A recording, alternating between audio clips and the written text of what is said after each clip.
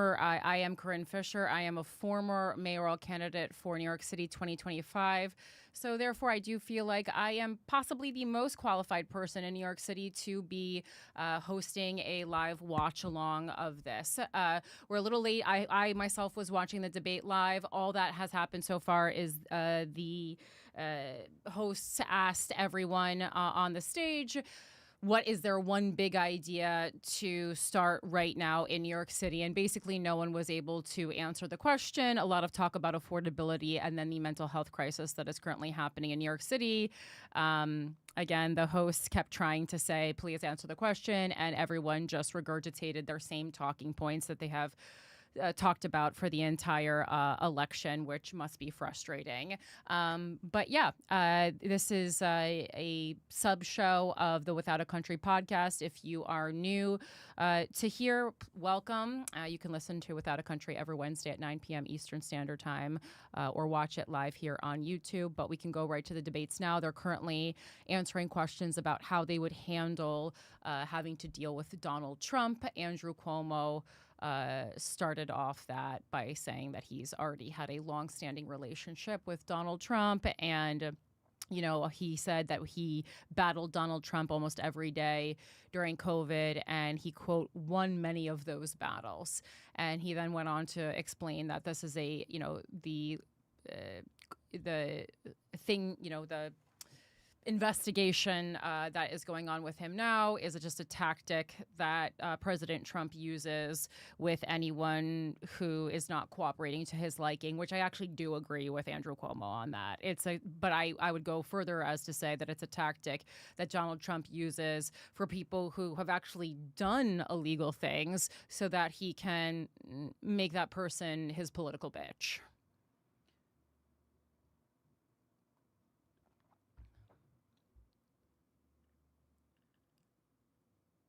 All right, we're trying to get the stream here with sound. With winning $450 million in debt relief for thousands of working class taxi drivers and actually delivering it to the working class people. Thank you, Mr. Mamdani. Mr. Lander, you've presented yourself as a tough-talking Trump resistor, but as mayor, you're expected to deliver, including aid for the city. So how can you do that if you're always at war with the president?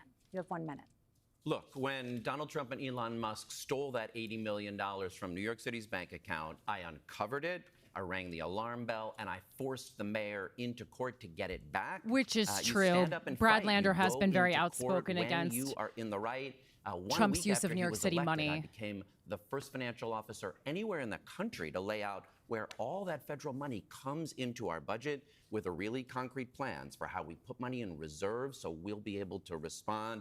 But look, with all the corruption that's in Washington, we can't have corruption here in New York City as well. It's not only that Andrew Cuomo lied to Congress, which is perjury, he also lied to the grieving families whose loved ones he sent into those nursing homes to protect his $5 million book deal. That's corrupt. That's what I crushed in that junkyard. So we see everyone continuously going against Cuomo. I will make sure that we've got a budget that's which ready. I understand the tactic, for our but Medicaid, we've got an independent it also shows how powerful he is. Providing reproductive health care, housing, and education for Mr. all. Cuomo, would you like to respond? Yeah, please. Mr. Lander is a little loose with the facts. If he wants to talk about the facts on nursing homes, we'll talk about the facts. He's just parroting Trump's allegations, I said it long before he did. Which were actually disproven by the federal Which, again, I will agree with now. Brad Lander on that. Which ones are you talking about specifically? In terms of the rate of deaths in nursing homes, New York is number 38 out of 50. Number 38. Only 12 states had a lower rate of death. Which is really something when you consider. I don't know that that's a statistic that I would bring to a debate, but okay. Mr. Lander knows corruption because his office approved $500,000 of contracts to organizations associated with his wife, which he said his deputy I would really just like to clear even though the deputy reported to him. I would just like to clear one thing up, Mr. It's part Cuomo. of the corruption of the city. It's a lie, and you know it every word. Yeah. Lies I hear all the you. time. But the question is whether or not it's political and whether or not your congressional testimony was truthful. Were you, now that you've had time to reflect, involved in producing that report that undercounted those nursing home deaths? Oh, there was no doubt that my administration produced the report, and it did not undercount the deaths. Okay, but you're still saying you were not involved in producing it. It's very clear. That's the Trump line, the MAGA line, right? Because this was during the Trump reelection. Okay. The New York reports always counted the number of deaths where they occurred, in a nursing home or in a hospital. Okay. Now that all the dust is clear. Okay, we have to move on, though. We have to give other people a chance. We'll all have a lot more time on other subjects. It's a yes or no. It's a very easy answer. All right, hold on, candidates. Did you lie if you're all talking? All right. This is so fun because everyone on this stage, except for Andrew Cuomo. Well, actually, you know what? To Congress, or will you acknowledge the death? Everyone on stage, including Andrew Cuomo, I assess hates Andrew Cuomo. Answer the question as Melissa presented it. Yes. Mr. Cuomo. No, I told Congress the truth. No, we did not undercount any deaths. When they are all counted, we're number 38 out of 50, which I think shows that compared to what other states went through, we had it first and worst, and that only 12 states had a lower rate of death. Again, not a great statistic. The women and men 12 is a lot in a country of 50 states. Okay, very quick yes or no follow-up, if I may. Just the question is, were you involved in the producing of that report? It's just a yes or no question. I was very aware of the report. I spoke to it at press conferences. No, before it was released, Mr. Cuomo. The question is about the production of the report, the creation. Okay, we're going to move on. We're not getting an answer. We're not going to. Stand by the report. No, it was just whether or not you were involved. Let's move on. Mr. Myrie, Mayor Adams and Governor Hochul have negotiated with Trump. Former Governor Cuomo has as well. As mayor, what experience? So this is Zelnor Myrie. A lot of people in New York City refer to him as the other Z name. That's not Zohran. So this is him. Who are afraid to send their children to school. He has a lot of money, so he should be more well known in his campaign account. Seeing agents snatch people up doing the right thing. I want to speak directly to you in this moment because you're not hearing that communication. You're not hearing about a mayor that is going to stand up and have a backbone to stand up for our city. I'm the son of two undocumented immigrants who came here for opportunity. My parents could take me to school. They could take me to the hospital without fear of deportation because they knew the city would have their back. That's the kind of mayor that I'm going to be, one that stands up when necessary. Of course, we're going to work with the president when it's in the best interest of the city. But what he has demonstrated over these past 6 months is that he is not interested in helping this city. We have to grow our tax base so that we can be independent from the federal government. And that's why I have a plan to deliver 1 million homes over the next 10 years. It's why I want free after school for every kid in this city. And it's why I want to extend pre-K and 3K to 6 p.m. So he already said that in question one. And what you will see is these candidates just regurgitating their top 3 platform points over and over again because we as an audience are pretty much unable to consume any more information than that. And it's proven to be effective. I've already seen a very clear blueprint about how to elegantly school President I actually Trump. think she's the And strongest we saw it in candidate, but Mexican she's President Claudia Sheinbaum polling terribly. and how she led on negotiating the tariff scandal with the president. And so I'm here to say that not only should my administration litigate to protect immigrants, to protect gender-affirming care, but we should be ready to withhold our federal taxes when Trump unlawfully takes away funding from the things that we need. We have to play chess, and we have to be smart, and our taxpayer dollars are our leverage. Thank you, Ms. Ramos. Mr. Stringer, the next question goes to you. Fighting Trump has been so coming up is Scott Stringer. He's a former controller in the city of New York, and he had to drop out of the mayoral race last time because he was accused by multiple women of sexual harassment, misconduct. I don't know. You fill it in. I wouldn't rank him either. He's a fucking pervert. It's so critical to elect a mayor with real experience negotiating, experience understanding what the stakes are here. And also for a blueprint. He's hell-bent on ideology, like if we're talking about like identity politics, of exactly what the Democratic Party needs to stop electing. Everything we've built in America, in this city. So I know how to fight him because I fought him in Trump 1. When he was coming after us, I managed to divest $4 billion from fossil fuel. I divested from private prisons. I divested from gun manufacturers. He didn't slow me down. He sped me up.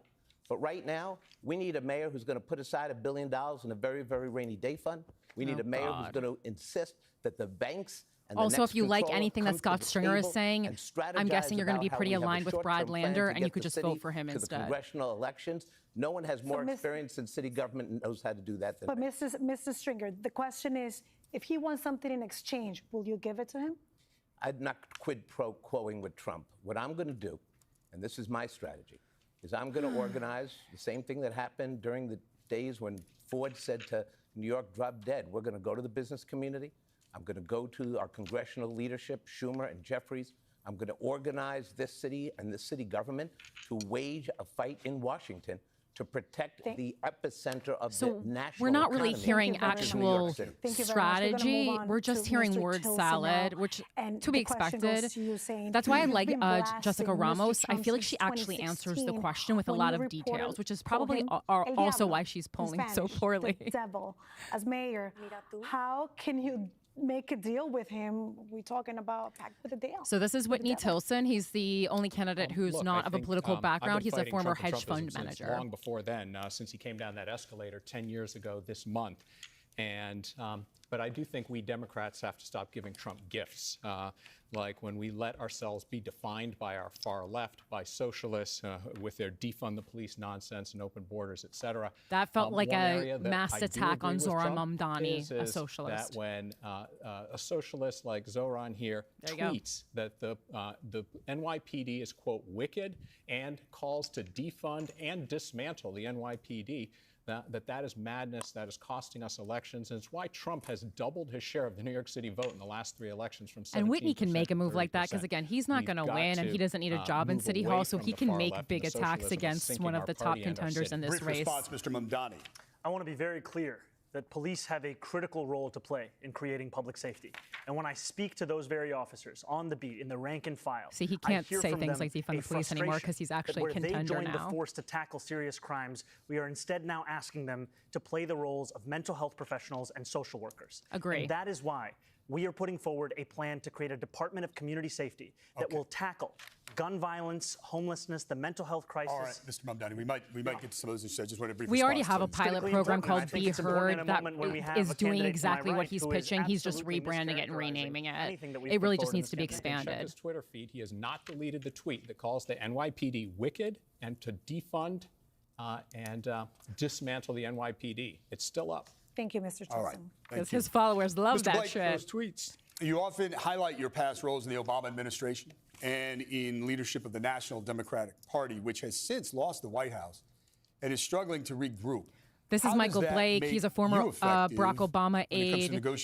He runs often. He's kind of known as like the only person on the stage who's been a part of a team that has actually career defeated Donald candidate. Trump. But I actually really like him. He has really great ideas. They're just super focused on the black community, which again I agree with. Obama, and like them, we will win. I have the experience to make sure we address what's happening in New York City. First and foremost, anytime Trump and Elon try to take our funds, we will withhold taxes and sending in D.C., specifically working with companies that have contracts in New York City and say, you will not abide by unconstitutional behavior. Second, we will ban ICE at our schools and our places of worship. We will designate them as safe havens because there is no reason at all that ICE is going after our immigrants, in particular families like mine from Jamaica. Third, since I have White House experience under President Obama, State House experience locally, as well as what's happening as a reverend and a community leader, you need to understand that there is someone right now who can lead New York City. You have heard people now not be able to answer the question, but they're saying they can actually represent you. I really like Michael Blake. I am ready from day one because I've of spent what a good I have. amount of time From the with White him House throughout to the this State process. House to your house. All right, Michael thank you, Blake is Mr. ready to Blake. lead.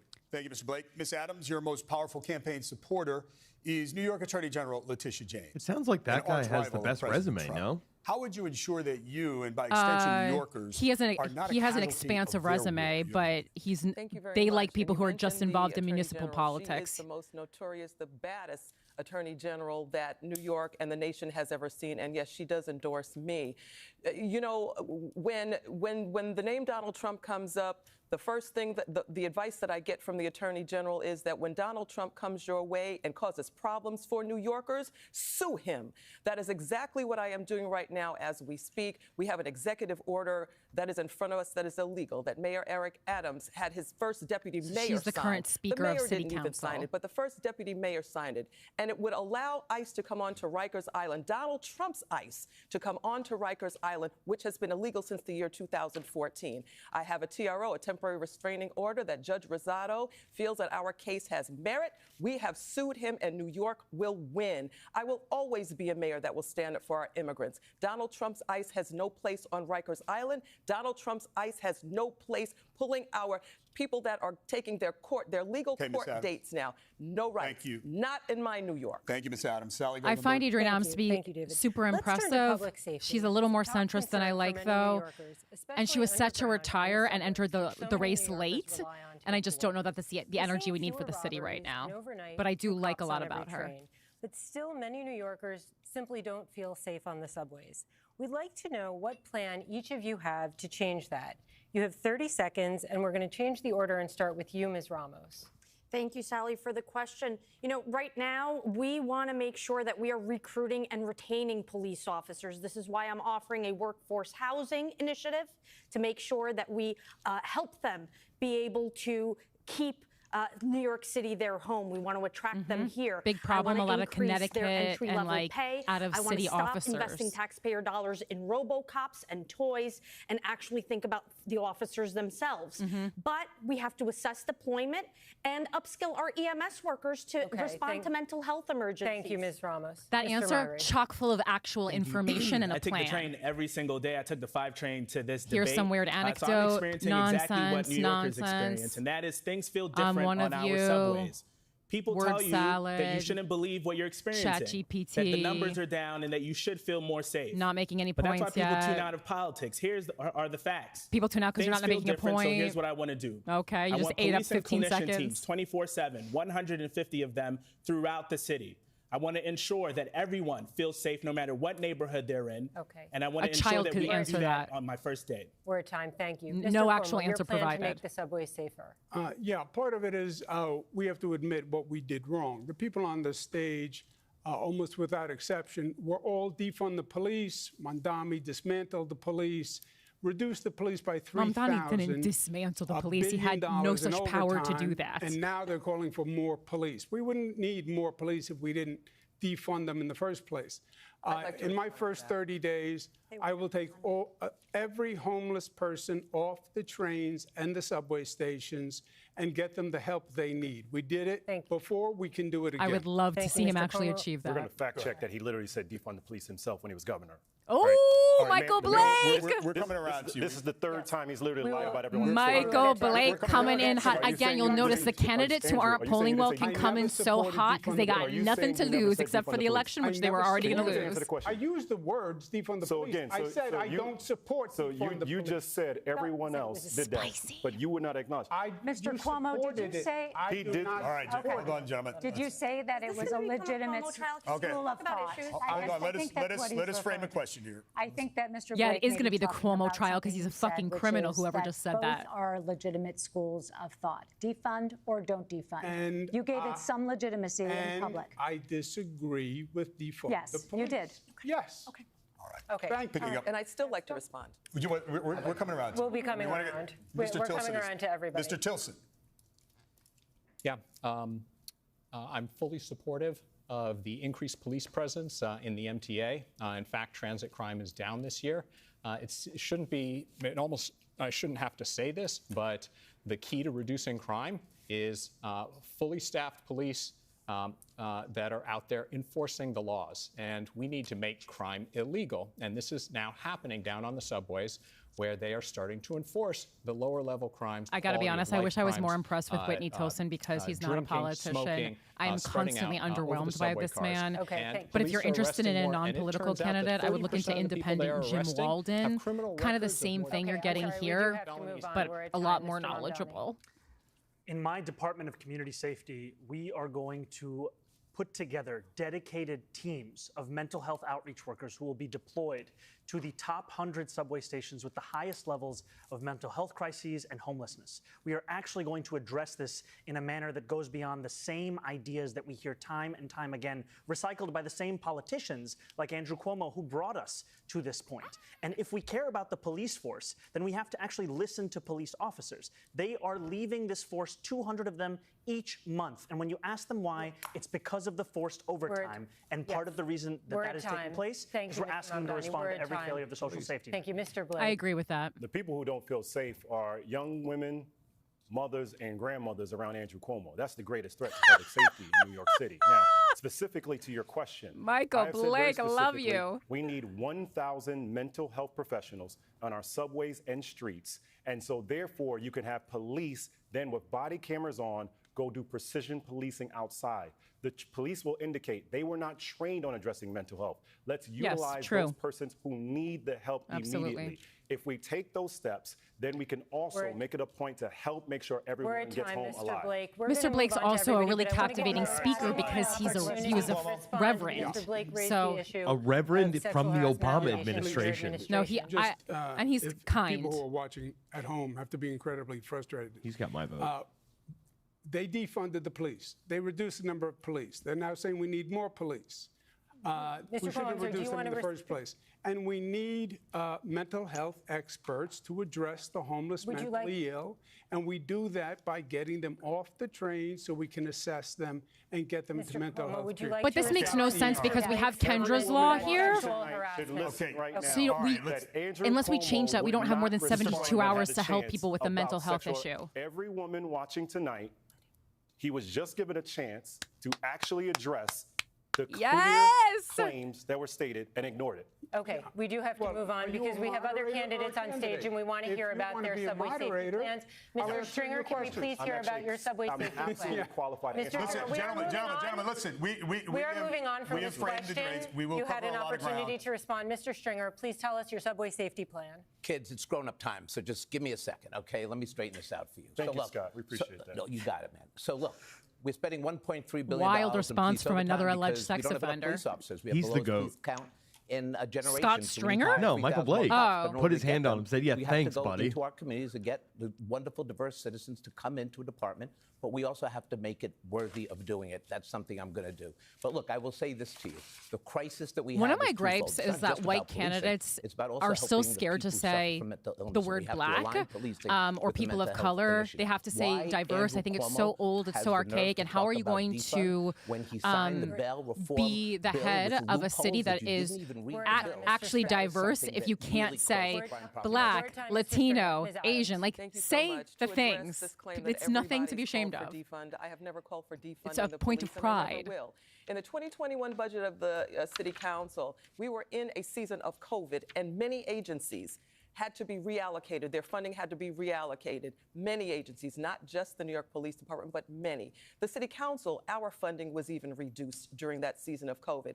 But my public safety agenda calls for police to be taken out of social work and mental health, for our police to be paid what they are worth. Yes. We have always supported a budget that reinforces our police department. Thank you, Ms. Adams. We're at time. Mr. Lander, again, the question is about looking forward. Starting salary for a police officer is about $55,000. Who the hell's signing up for that? Who takes the train to school was pushed to the ground by a homeless person with serious mental illness. This is a big deal for all of our families, which is why I have a ready on anyone who's lived in New York a long time has been hit by a homeless person. I certainly have. Homelessness for people with serious mental illness. We don't have to be a city where a couple thousand of our mentally ill neighbors cycle from subway to street to hospital to jail and back again. That's a big problem. It's a plan called Housing First. It will work. I do have to go back, though, because in the prior round, the former governor told a lie sourced from Twitter about my wife. And when I go home tonight, I better be able to make clear it's 100% false, and he knows it. Thank you, Mr. Brad Lander, no one was even thinking about that. You're bringing it back to our attention. We're going to move on to make yourself a victim. Thank you. Okay. Please don't talk. Please don't talk. We're going to try to get it as we can. Don't lie about my wife. I'll be good the rest of the time. Oh, God.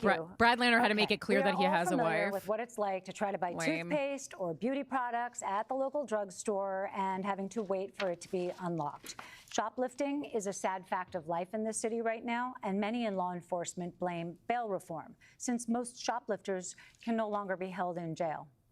So they get arrested, they most often receive a ticket to appear in court, and they're usually released to steal again. That's how law enforcement describes it again and again. There is a high So rate of we have a few specific recidivism. questions, That's and you're not going incorrect. To have 30 seconds to answer. Mr. Cuomo, we will start with you because you signed the bail reform legislation. Governor Hochul has made some changes since you did that.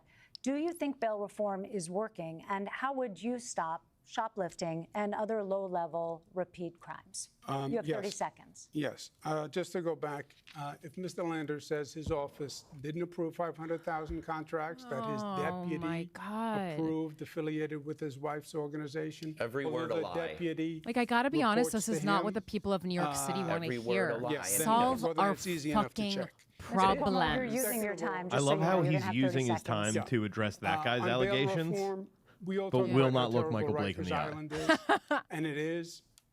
It's a disgrace that it is still being operated by the city. Your time is up, Mr. Cuomo. I'm sorry. Per person, and time is up. I'm sorry. I am. Mr. Myrie, you voted someone for bail please reform hire as me to be a well. moderator How for would one you of these stop things, because I will shoplifters if actually you were lay down the mayor, law. and other low-level crimes that are taking a toll on our city? Anyone that breaks the law needs to be held accountable, and we Word made salad, changes not making a to point. our criminal justice laws because Come on, things needed Zohran, you're to better change. than And here's this. how I know. I was robbed with my mom in an elevator in the building that I grew up in when I was very young. Her worldview is informed by that experience. He also kind of talks like a We have robot. to ensure that every New Yorker feels safe in every neighborhood, wherever they are, and that is what I'm going to do as mayor. I'm going to return our police headcount to what it was in 2018, and I'm going to ensure that all New Yorkers feel safe wherever they are. Time. Thank you. Rosarina. Yeah, Ms. Ramos, the same questions to you. You voted for bail reform. How would you stop shoplifters and other low-level crime to take a toll in the city? Well, we have a little more than 1,000 recidivists in the city of New York. Actually, and I've been hard using at correct work in the language, 'cause Senate she's smart. already, making sure that we're looking at treatment courts in cases of kleptomania. But clearly, there are organized rings that need to be taken down by the NYPD. So I'm here to say that there's accountability to be had, but we also have to make sure that there is a balance with the job opportunities that should open up if we address all of the crises that we are facing. But let's remember that you voted for the bail reform. Yes. Thank you. Mr. Mandani, you opposed to rollbacks to bail reform, and you do not want to hire more cops above the current authorized levels. How would you stop shoplifters and these repeat offenders? What's your approach? I want to sustain the headcount that we have in the police department. And I want to listen to police I officers agree with that. who are leaving in droves from the department because they're being asked to do the work of mental health professionals. He's and not social answering the workers. question. Right now, police officers pick up hundreds of phone calls a day that are in mental health crises, hundreds of thousands. He's answering a the year. question That's so not that it the work aligns they only signed with up his to do. policy, which And when it comes which to is one of my problems with shoplifting him. and I've retail seen him theft, do that time and time again because I don't think he actually has enough information to run an entire campaign because he's so new to politics. So he has to kind of just say the same points. Thank you very much. We have to ensure the police actually hold them accountable. Thank you, Mr. Mandani. Mr. Blake, do you see a need for change to the bail reform, and how would you end the retail theft as mayor?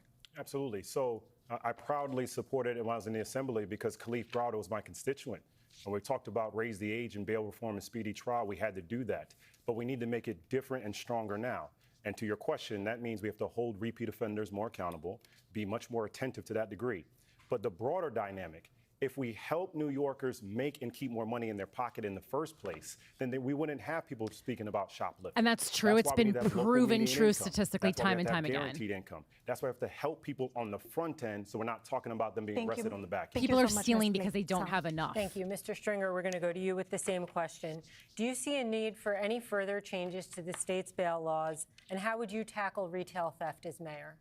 Well, look, I've seen retail theft in my own neighborhood, walking into a Dwayne Reed with my kids. Yeah, we've all seen it. just seeing Answer the shelves question. empty, and then having to push a button, wait 10 minutes Oh for my God. a young staffer.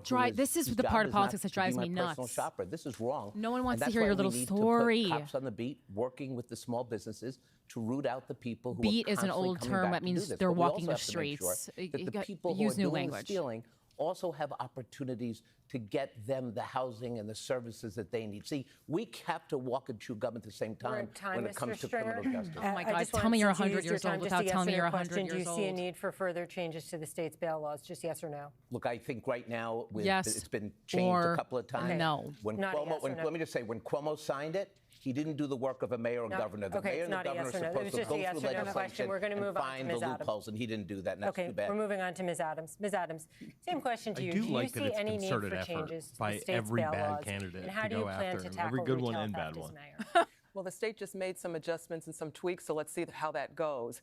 We need to take a look at the ringleaders at the higher levels of the folks that are carrying and actually doing the stealing.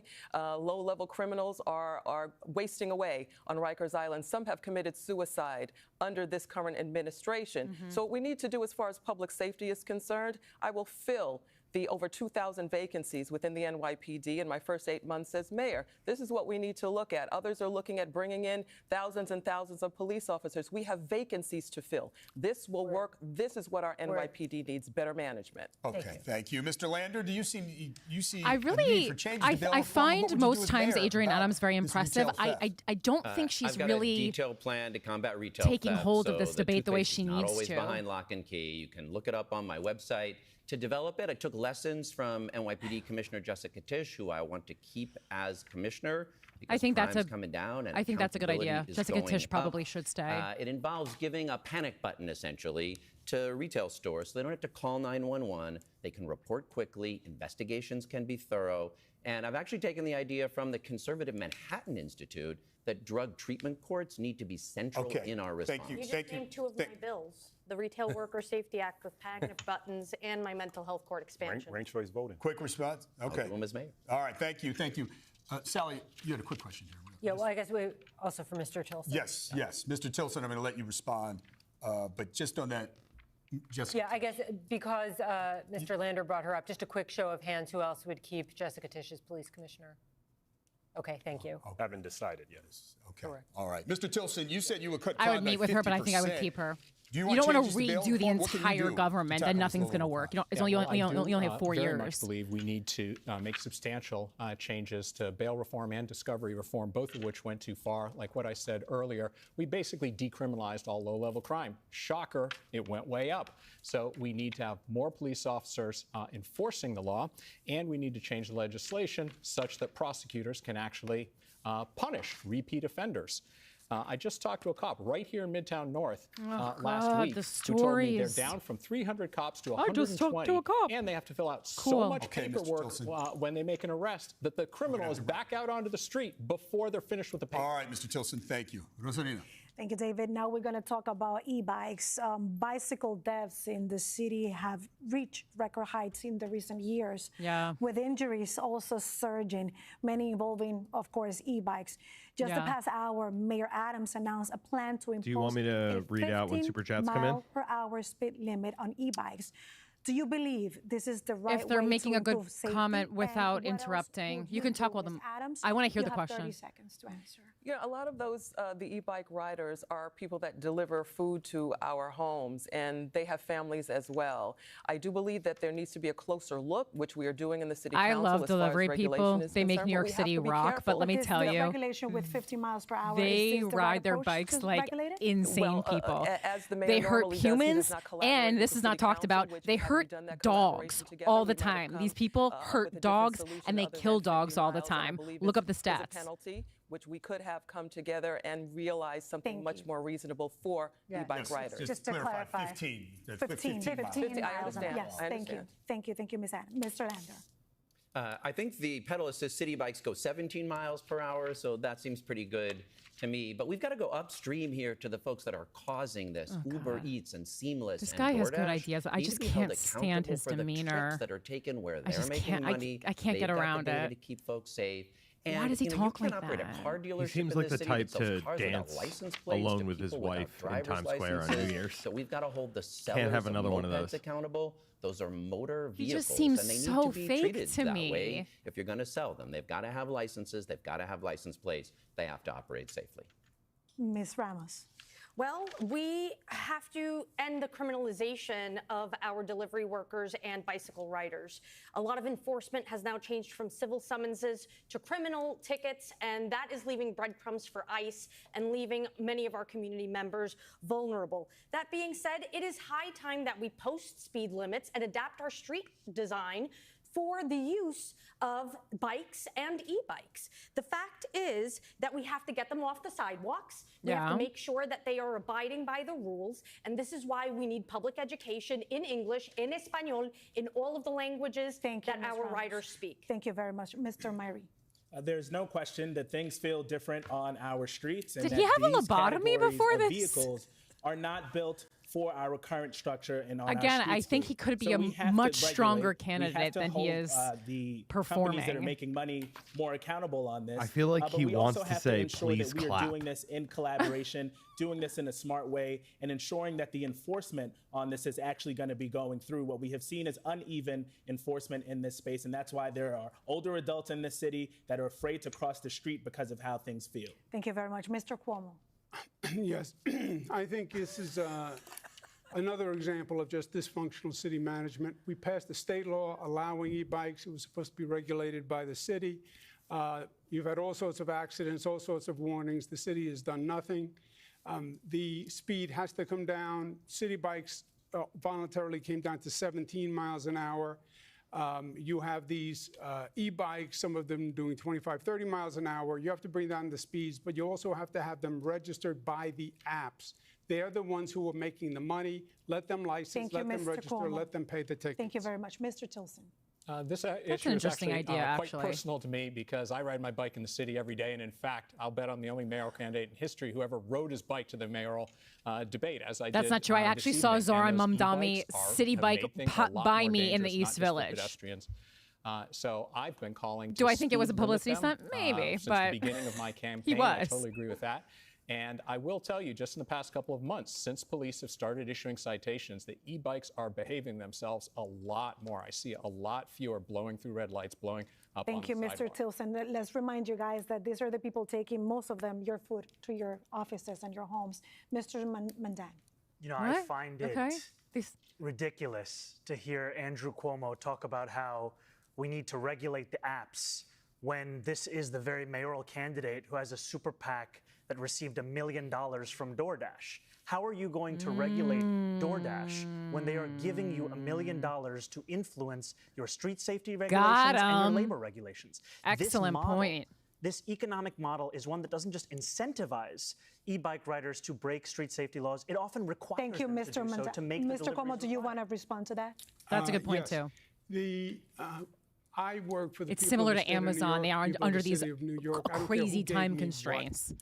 I do what is right, and that's how I. But you don't I've feel always run compromised? That's how I've always run my. But don't you feel career. compromised? I just said the apps should be held responsible. They are the ones who should have to license the bike, register the bike. They should be responsible for the fees. They're the ones who are making the money. Thank you, Mr. And in wouldn't terms trust of the guy who who's gonna represents get who, $1 Thank you million. very much. We have to go to Mr. Blake. Mr. Blake. Just want to make sure we internalize that Andrew Cuomo just said, I don't care who gave me what. That's not a man who's actually going to break the corruption in City Hall. You need a new vision right here. To your question around e-bikes. I might rank Michael Blake number 2 after me after this. People getting tickets is that it will absolutely lead to the harassment of more communities of color and immigrants in particular. Now, we definitely have to focus on what's happening around speed limits, but also how to reimagine what our city can be, because we cannot continue to have a 2025 city with a 1905 infrastructure. Mr. Blake, so we've laid out the vision at blakefornyc.com on how to address That's true, but it's very e-bikes as well as expensive to new city update the infrastructure. Let me start by asking, just answering the question. Yes, I think 15 miles an hour is reasonable, and I think the mayor is right about this. But in the time that I have, I do want to follow up about DoorDash. Because I'm that genuinely trying to think of what candidate I would vote and the contributions this guy of donors over. who are giving between $250,000 and $1 million are Stalin, fundamentally maybe? buying the mayoralty. And that is something that we spent 20 years never trying to get to again since City for Mr. Sale. Stringer, thank And you you very are much. writing a new book about how to take the mayoralty 1, 2, 3, and I find it Mr. Stringer, offensive. thank you. Brief response, Mr. Cuomo. Yeah, I live with the campaign finance rules. They're talking about an independent expenditure committee. And let's remember who represents who here. I am the person on this stage who represents the working men and women of New York City. The labor unions have endorsed me over 650,000. Because they're also corrupt. Finance board. I got this. What are being challenged by the campaign finance board as we speak? We have to move on. I think the issue's been spoken to and addressed. We have another question here for you. We'd like 30 seconds on this. You've all spent years in politics. What's your biggest regret? We'll begin with you, Mr. Blake. Well, right now it's dealing with the Campaign Finance Board, who is illegally not having me on the second stage, where they have now admitted in writing 4 times that they made incorrect determinations of my matching funds. And if you go to our website, you're going to see we challenge that. Is that a regret of something? Your regret in this? Or? Well, my regret is that I've been trying to have patience with the Campaign Finance Okay, Board. Mr. Blake, thank you. Mr. Mamdani, biggest regret in your years in politics? You know, as a Democrat, one of my regrets is having trusted the leaders within our own party, leaders like Andrew Cuomo. Because what we've seen is that excellent kind of answer until you leadership has targeted it directly delivered us to against this your point competitor. where we are but under yes. attack by an affordability crisis on the inside and a Trump administration on the outside. And Democrats are tired of being told by leaders from the past that we should continue to simply wait our turn. We should continue to simply trust when we know that's the very leadership that got us to this point. We need to turn the page for new leadership to take us out. Mr. Tilson? Yeah, my biggest regret is that I didn't see Joe Biden's decline and call for him to resign earlier. It wasn't until after the debate that I became one of the loudest voices. What are you talking about? No one knows who you are. Calling on him to step aside. Oh, but, my unfortunately, God. by then it was too late, and we handed Donald Trump the presidency. Mr. Cuomo, You would not have affected the presidency in any way, Whitney Tilson. You don't remember the roar coming out of New York? We allowed Mr. Trump to be elected, that we've gotten to a point where rhetoric has no connection with reality, where a person who has served in government for several years, only passed 3 bills, believes they have the experience and credentials to run the greatest city on the earth. That's an attack on Mamdani. The Democratic Party seems okay with that. Mr. Cuomo, this question, was about your personal regret in your years in politics. I said I regret the state of the Democratic Party is in that we elected Trump. Not the 15th. No regrets when it comes to cutting Medicaid or health care. No regrets when it comes to Yes, cutting step child up, care. Adrian. No regrets when it comes to slow-walking PPE and vaccinations in the season of COVID to Black and brown communities. Really, no regrets. Step up, love it. That's what we need from her. Our city's retirees. Okay, we want everyone to be able to respond. Retirees. Okay, we want to respond to this, Mr. Cuomo. You only have a few seconds. Yeah, but no, I understand, but it's not. It is just not accurate. Medicaid went up under me. I led the nation under COVID.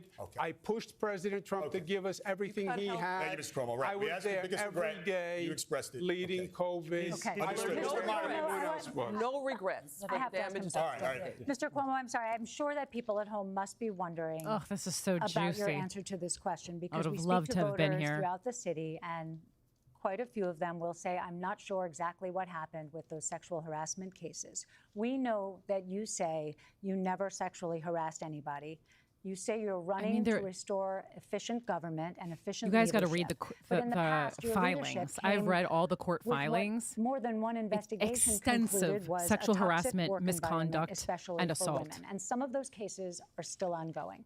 So I just want to ask you, since we're talking about regrets, you have apologized to some of those women back when you were still governor. What do you say to voters now, looking ahead to your potential mayoralty? Are you doing anything differently? Tits. And why should they believe that that same situation won't happen again? Yeah, Melissa, let's just make sure we have the facts. A report was done 4 years ago making certain allegations. I said at the time that it was political and it was false. 5 district attorneys, Democratic, Republican, short, tall, looked at it all across the state, found absolutely nothing. 1 case has been resolved. I was dropped from that case. I said at the time that if I offended anyone, it was unintentional. It's not about offending. It's that he reached up under someone's shirt and grabbed her breast. Department investigation, but we'll move on because we're out of time. We detoured there because the issue raised, but we also want everyone to respond. Mr. Murray, biggest regret in politics? I regret not having secured more funding for after school earlier in my career, but I want to turn That's to a good Andrew answer. Because during These are short answers, Mr. Meyer, on your regrets. I have 30 seconds, correct? Yes. When I was in the ICU during COVID, writing legislation to protect my community, you were the most powerful person in this state, and you were in the governor's mansion taking a $5 million deal. Do you regret taking the $5 million, and will you give it back? Yeah. First of all, that's not true. What part? I stood up every day and fought for this state, for COVID, against President Trump, for PPE, for masks. I was in emergency rooms. I was in a hospital. I did, Gentlemen, I need nurses were wearing Gentlemen, I understand. Garbage bags for PPE. Yes. Do you regret taking We're going to pick up. It's we were doing everything we could every day to get. Mr. Cuomo, people aren't going to hear you if you. We are going to finish this. Take a break. We have a break right now that we have to take. We will pick up with the issue. I assure you. We're just about at the 1 hour break. We're going to continue this online. Channel 4 goes to regular programming, but wherever you stream News 4 New York, continue watching us. We will be right back with more of this discussion.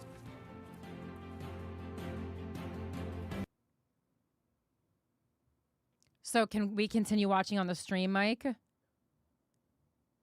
Yeah, that won't be an issue. Sorry, I was just they're taking a break, so I didn't want to play their commercials or whatever they have coming up. Yeah, no. So they said this was airing on actual Channel 4 here, NBC in New York City. They're going to continue now because it's 8 p.m. on the stream. So I guess while we're waiting for them to return, you and I can have a little discussion. Again, all we missed was the introductions, which I watched on my phone, where the candidates introduced themselves and said a whole lot of nothing.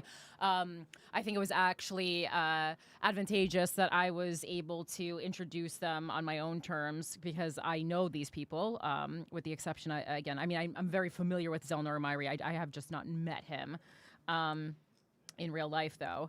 But Mike, so you're a big Michael Blake fan? Yeah, I think he is, of everyone on this stage, he's the one who's impressed me the most. Yeah. Again, he is an extremely impressive speaker. I've seen him do well in front of adults and young people in debates and mayoral forums. Mayoral forums is the more proper terminology for what I was involved in with him. And yeah, he's always treated me with kindness and respect as a fellow candidate, which I do personally judge people on, honestly. Zohran Mamdani has also been always very respectful of me as well, as has Adrienne Adams and Jessica Ramos. Brad Lander, not that he wasn't, but a little less so. Could care less. Yeah, a little less so for sure. And that's not why I don't like him. I wouldn't take that, against it. And again, I think he actually has some good policy ideas. I think he has been pretty vocal against Donald Trump. He has stood up to Eric Adams, even though he's part of his administration. He's basically second to Eric Adams.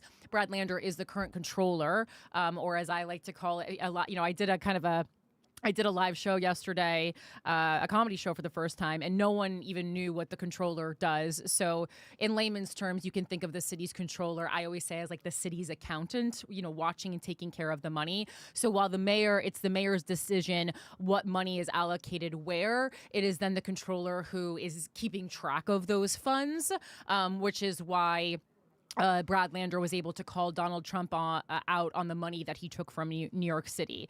And so, again... Looks like we're back. Yeah, that's my thoughts on him. But we can continue with this. And also, Sally Goldenberg, who's senior New York editor. I'm so interested to hear who you guys respond to. We are streaming live Which on one NBC is the New Politico York anchor? And Telemundo 47 digital platforms, Politico.com, Telexitos. I actually don't know who's... So, candidates with all of us on stage, so many, we want You want me to run that back? Because I think he did it in order. No? I don't really care. Okay. None of them are impressing me. We are going to pick up fair enough. Mr. Cuomo, give any chance to respond to what Mr. Myrie said, and then we resume with Ms. Ramos and Mr. Lander and Ms. Adams to talk about their biggest regret in politics. So, Mr. Cuomo, just a brief answer here. Yeah, briefly, we led the way under COVID.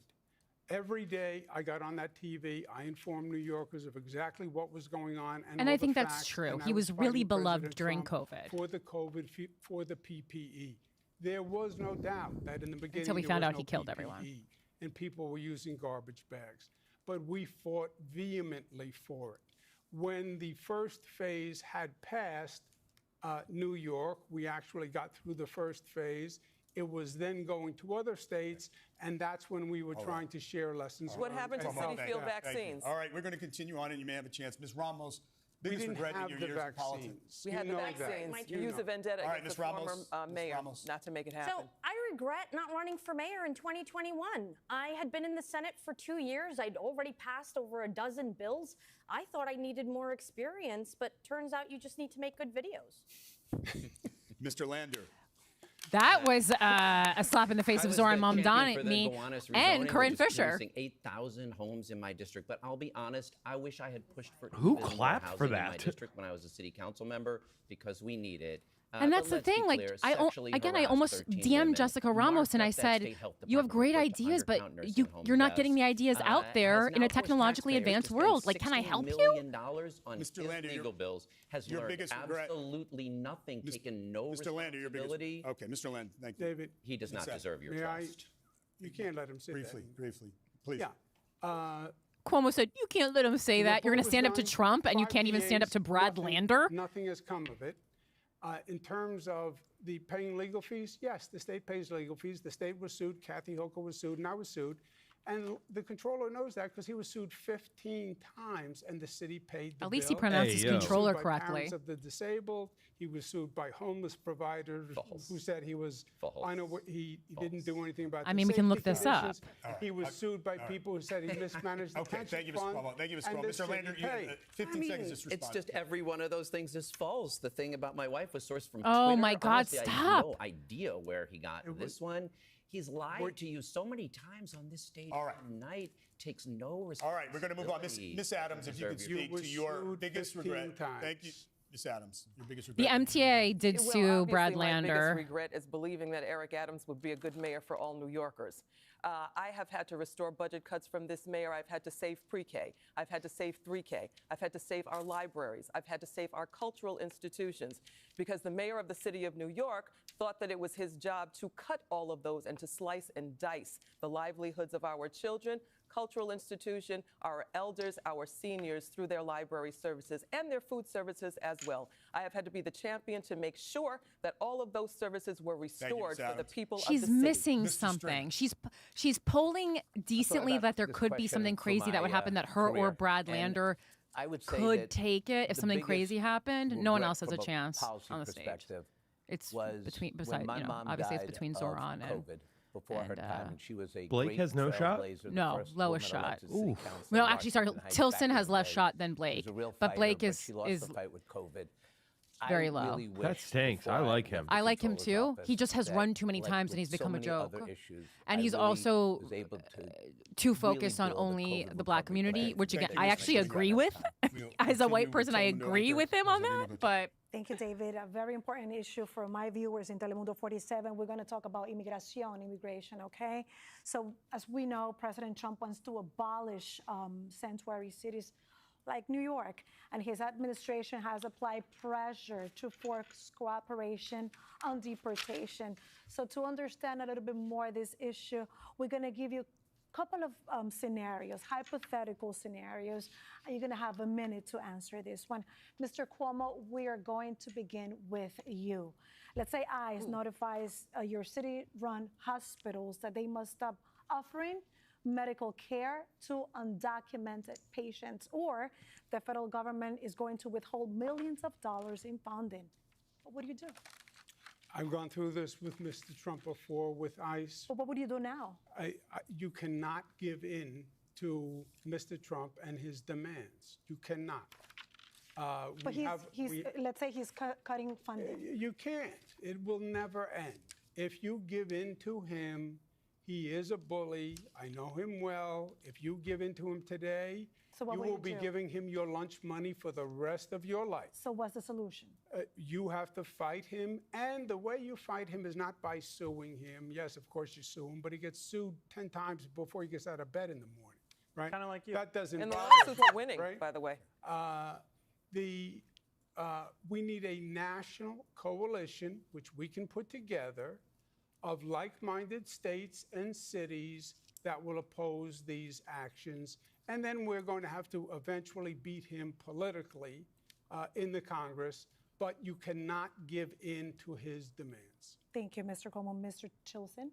Yeah, I mean, See, Donald as Trump, second in the race, Zohran froze, Mamdani, I don't think is 50 tweets talking a day enough. up And I there, know and most it's of his the time approach to you not be just overly ignore him. combative. If he actually does act illegally, I think, trying though, to for people who are a bit blackmail us, watching this, you have he to needs. sue This is his to, moment. restore that funding. Because young people are already am on his side. It's appalled older by, people who are going to be watching what something Trump like is this. doing to terrorize immigrant communities and demonize immigrants He's in being general. too demure. And that's an area Yeah, he I will is. fight He him, needs to be having a brat tooth summer and if he nail. wants to win this election. Mr. Mandani? Our city is under attack by an authoritarian And I Trump wish everything administration. didn't start And like it is under a attack Shakespearean that is now monologue. being echoed by Trump's allies right here in New York City. And I say that as someone who would be the first immigrant mayor of the city in generations, someone who just yesterday had a sitting elected official call for me to be deported. This is not an intellectual exercise. He was for the born in people of New York Uganda, City. so I We think deserve that's to going have to mayor actually be a who is problem not funded by the same with Trump billionaires if that he put Donald wins. Trump in D.C. We deserve to gonna have a get mayor nasty. who will actually fight back. And the way that we fight back is ensure that our local institutions continue to provide the services to each and every New Yorker. But the question and if is, that funding, how can you protect those people? Going to hospitals, how can you protect them? Here's the thing. The Donald Trump administration will use the fact that they fund 7% of our city budget as leverage over us to try and give up whichever category of New Yorkers they are pursuing in that day. Ultimately, what we need to do is tell those same institutions we will provide them that funding and we'll get Yeah, that we need to funding become by taxing the self-sufficient 1% and the wealthiest corporations and make right that here in New money York City. for Thank you so much. ourselves Mr. so Blake, that I'm we're gonna not at the beck and remind you call the of Donald question Trump. I is, do agree with ICE that. notifies the hospitals that they're not going to offer care to immigrants. How can you solve this situation? As a son of Jamaican immigrants, where I was born with a heart murmur in North Central Bronx Hospital, and my mom that's watching right now, and my wife Okay, is Jamaican and Honduran, again, this is please stop important with for us this. to expand the conversation of what's happening. To your question, we create the protections by designating hospitals, schools, community centers, places of worship as safe havens where ICE is not permitted to enter unless there's a signed judicial warrant. Moreover, we have to expand the conversation. We've been very clear we will remain a sanctuary city to make sure that we are protected, full stop. But it also is important about how do we have the rhetoric, that we will not tolerate rhetoric against our immigrant communities. The same way we will not tolerate anti-Semitic behavior. We will not tolerate Islamophobia. We will not tolerate anti-Blackness and anti-Latino rhetoric. And that means at the same time, we have to protect our nonprofits that are helping our immigrants as well, which is why I said you must grant as well as reimburse nonprofits earlier that are helping our immigrants, in particular our undocumented ones right now. Late payment on 501c3s Look, we is a first really have to big make it problem in the clear city that right the now. buck does not stop with Donald Trump. And that's why the very rainy day fund I proposed would immediately allow us to build back the health services that the federal can you imagine government this guy could touching take your from us titty? Ew. financially. This is why we need a mayor who knows the buck, because that's the job of mayor, understanding how we actually get through the Trump era. But it doesn't stop there. Look, my experience has always been about fighting in Trump 1. And we won a 4 lot of those candidates off battles. the We top won of my those head battles on during this COVID. ballot, this We never backed 2025 down, ballot, are but we sex were strategic. offenders And that's or why we alleged need to sex work with our offenders. Washington Scott partners. You Stringer, know, there are Eric Democrats in Adams, Washington Andrew ready for Cuomo, the and fight Anthony with the mayor Weiner, who's who running for city brings council in my a district. confidence and a proven ability to deal with the economics of this crisis. But this is not a time for training wheels. This is not a time for somebody who has never dealt with the finances of the city to be mayor of New York. Thank you very much, Mr. Stringer. Now, Ms. So they're Adams, all we're without gonna saying go it, to you attacking next. We're gonna Zohran change a with little those bit the comments. situation. Let's say that you learned that ICE is planning to stop immigrants outside your hospitals for possible roundups. Would you warn them? And how would you handle this situation? You have a minute. You know, it's work that I'm already doing as Speaker of the City Council. So I've already stepped up in leadership to do this. I've had a target on me because I refuse to erode our sanctuary city laws, and I have refused to do this. My mission is and will be when I am mayor is to protect the immigrants of the city of New York. New York is a city made up of immigrants. So it is our responsibility to make sure that all New Yorkers, our old New Yorkers and our newer New Yorkers, feel safe in this city. As mayor, I will not kowtow to Donald Trump. But would you warn them that they're... I will absolutely use my bully pulpit as the mayor to warn, as I am doing as city council speaker pretty much on a daily basis. The work that I am currently doing as speaker, I will expand as the mayor of the city of New York. Donald Trump will know that New York will remain a sanctuary city regardless of his threats and his chaos. We will stand because we are a city and I do a believe nation, Adrienne and we Adams will really stand up to once Donald again Trump. For other cities. That being in said, this I country. also think she's kind of to work towards becoming like New York. too deep into politics and Corinne. I mean, possibly, you well which know, would lead to 40% corruption, 8 million you New know, Yorkers close are with foreign-born. Tish James, et cetera. 2% live in mixed status households, including 1 million children. This is the future of New York City that we're talking about, which is why I was proud to be a co-sponsor of those sanctuary city laws. 3 specific things I would do here. 1, it's not just the mayor. I have Every to New control York my City face when I'm employee watching needs this to man. understand the sanctuary I city don't think laws. he's a bad So I've got guy. a detailed I really plan to don't, make sure but our school social workers and gives me the ick. receptionists, our shelter security guards know the sanctuary city laws. So we'll have a network to get this information out and absolutely warn people before they walk into ICE. I've proposed creating an independent health authority to segment off city money from Medicaid money. And I want to expand NYC Care, so it's not just in health and hospitals, but in our federally qualified health centers as well. That'll make sure our Thank you. immigrants are protected. Thank you very much, Ms. Ramos. Rosarina, Trump mintió. Trump anda detrás de todos los inmigrantes. Pensamos que solamente iban a ser los supuestos criminales. Y hemos visto que eso no es verdad. We have to keep ICE out of our hospitals, out of our schools, out of our houses of worship, out of any public institution, and really limit cooperation of ICE with the NYPD only when it comes to the 90-plus charges under the current sanctuary city law. Those are very serious charges. I want to make sure that in a town with so many lawyers, our immigrants have lawyers and our immigrants do what they came here to do, work. It is our it'll be my responsibility. She talks a lot about making it streamlining the process of getting work permits when you get here. Stay busy, provide for themselves and for their and kind of explains that's why people are selling, you know, like the mango and churro fabric in of the this subway city because they and of can't this get work country, permits which and then they're cannot getting arrested. function, whose future won't be brighter without our immigrants. And that sounds like It an is our amazing, that sounds like a responsibility. great plan, but would you be using taxpayers' money for that?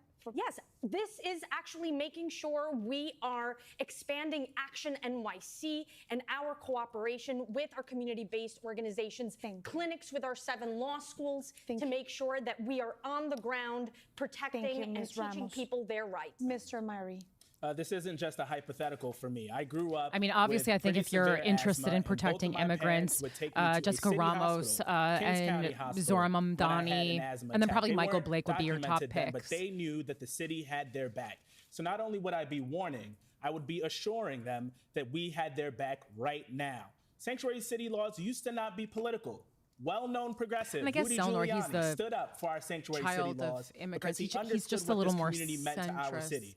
I plan on doing the same. This isn't a time for us to give half measures to say, well, maybe under this circumstance and maybe under that circumstance. We have to stand up. They are snatching people out of our schools. They're snatching people out of our courthouses.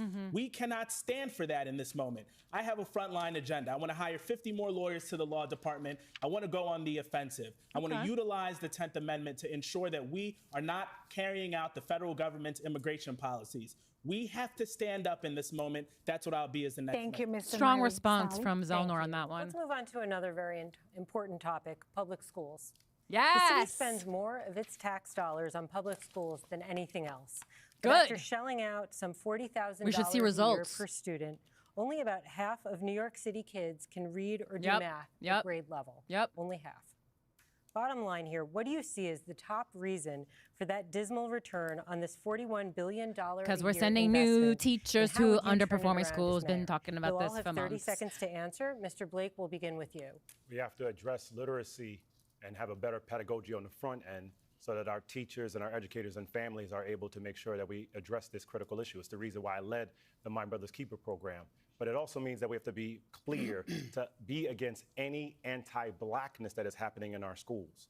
And something that many people may not realize, in 2008, Andrew Cuomo said that no candidate should shuck or jive in an election. Clearly, Barack Obama was there. So when we talk about education, it's not just about making sure that we're understanding how more kids can read, but making sure we address the anti-blackness happening in schools. We're at time, Mr. Blake, and before we move to Mr. Mamdani, That Mr. was Cuomo, would you like to respond? That was an interesting play from Michael Blake because Andrew Cuomo is doing really well with black voters, while Zohran Mamdani is not doing well with black voters.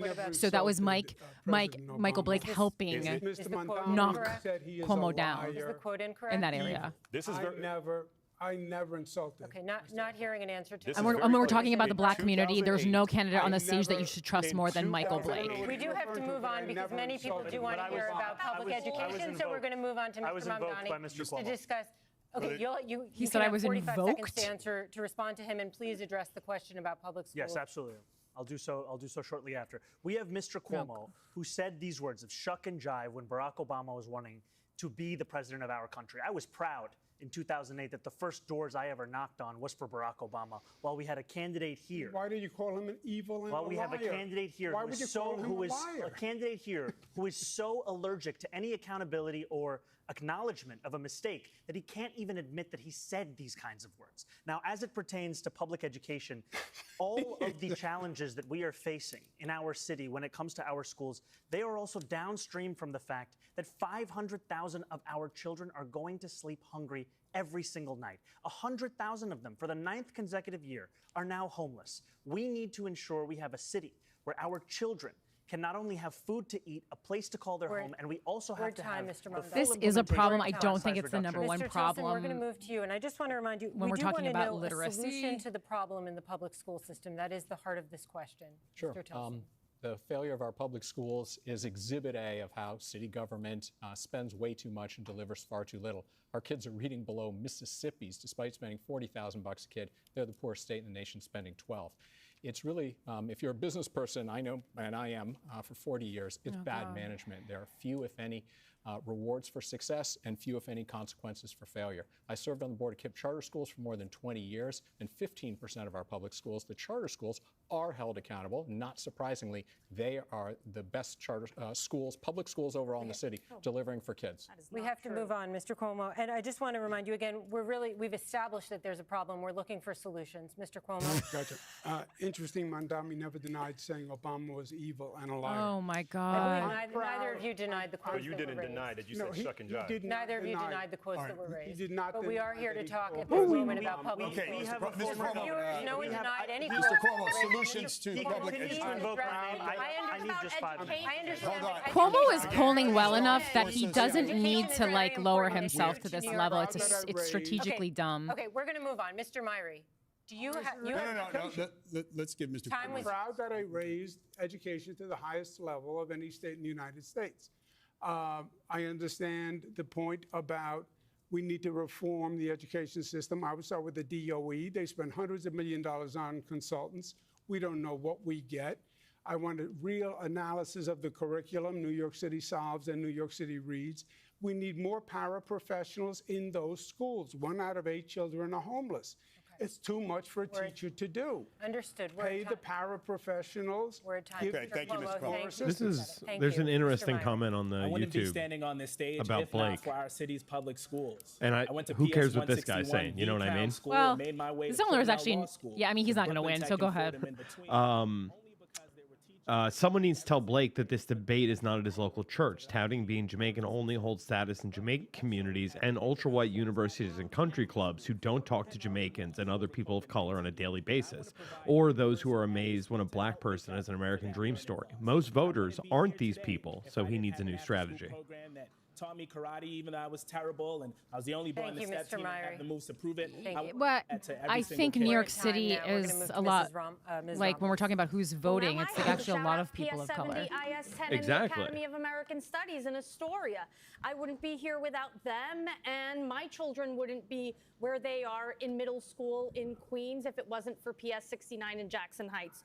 Look, it's true that our children suffered some lapses in developmental and social skills throughout the pandemic. I've seen it.